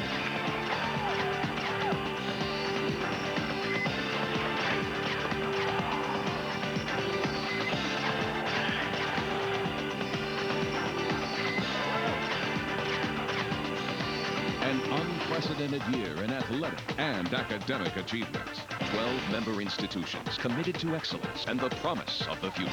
The Southeastern Conference, where champions are made. What is in a name? Well, I tell you, there's plenty. Aggies, there's Bearcats, Bulldogs, Boilermakers, Devils, there's the Falcons, Gators, Hawkeyes, Hokies, the Mountaineers, the Owls, the Panthers, the Orangemen, the Rams, the Tigers, the Terrapins, the Vikings, the Warriors, the Yellow Jackets, and the Zips. Trust me, there's a lot in a name. NCAA football. Pass it on. There's nothing better than a Saturday afternoon in the swamp. 1985. Coach gives us sideline passes. Texas is football, and I never miss a game. I think it's the crowd noise. It is the loudest stadium that I've ever been in. Florida fans charge the field left and right. We always had the agreement that we would go out and spell the score on the driving range using range balls. There's 12 measly golfers. We're throwing turf. We're spitting. That's what a rivalry is all about. They trained him to track down terrorists, but the bad guys are coming to him. A holiday you'll never forget. Happy Thanksgiving. All new Now and Again CBS Friday. Next Saturday, two bitter rivals battle it out in the swamp when the top-ranked Florida State Seminoles head south to face the number 4 Florida Gators. This matchup has impacted the national championship pairing for the past 4 seasons, and this year is no different. The winner controls its own destiny in the hunt for the national title.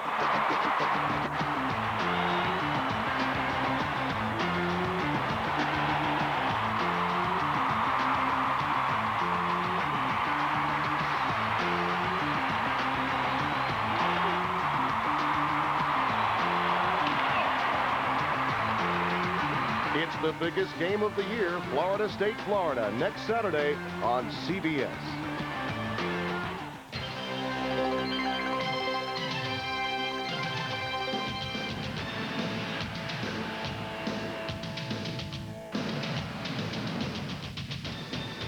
Hello, everyone. I'm Tim Brando, and welcome to the CBS College Football Today studios in New York for the College Football Today postgame report.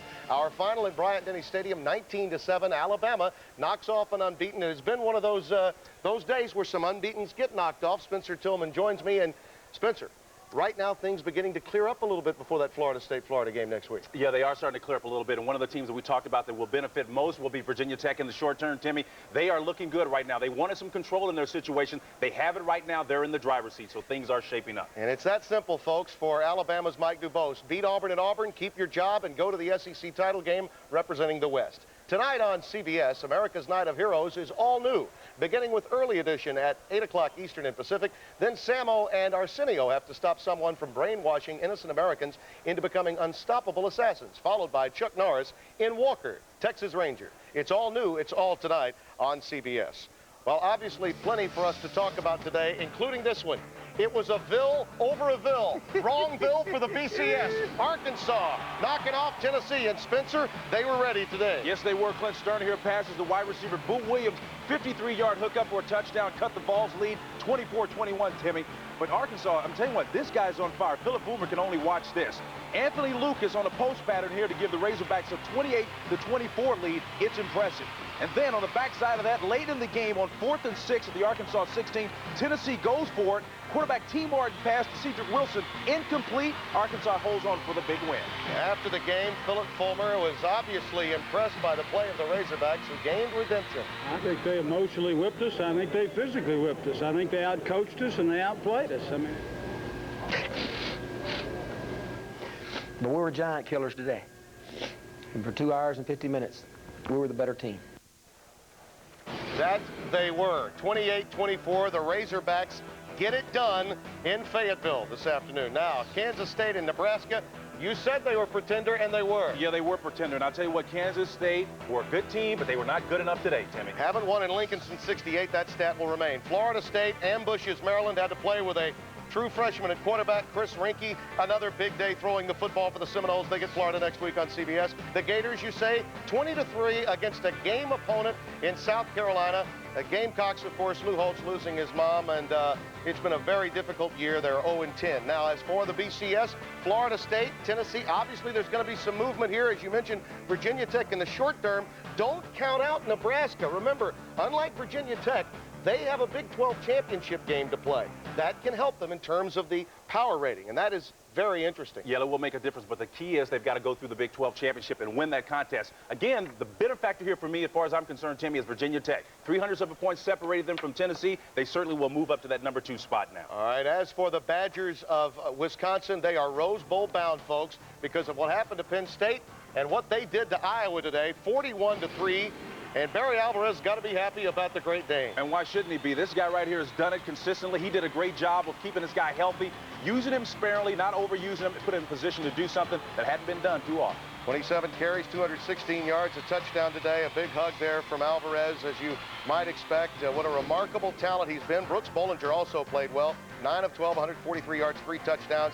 There are the numbers, and you say the Heisman is his because of them. It belongs to him. I mean, why shouldn't it belong to him? This guy's done something no one has ever done. Ricky Williams, short-lived at that number 1 spot.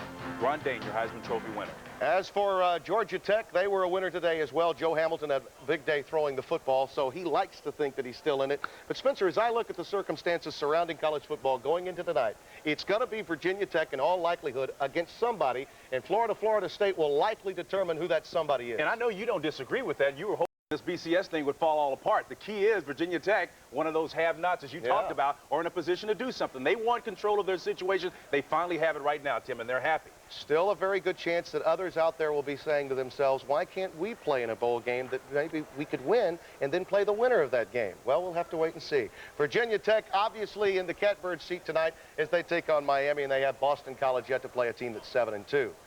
Be sure to join us next Saturday for the Home Depot College Football on CBS. It's the biggest game of the year. #1, Florida State faces 4th-ranked Florida, the most glamorous game left on the college football schedule. It all starts at 3 o'clock Eastern with the Volkswagen College Football today, and the football action continues tomorrow with the NFL on CBS. It's regional action. Many of you will see an AFC East battle between Miami and Buffalo, and it all begins at noon Eastern with the NFL today.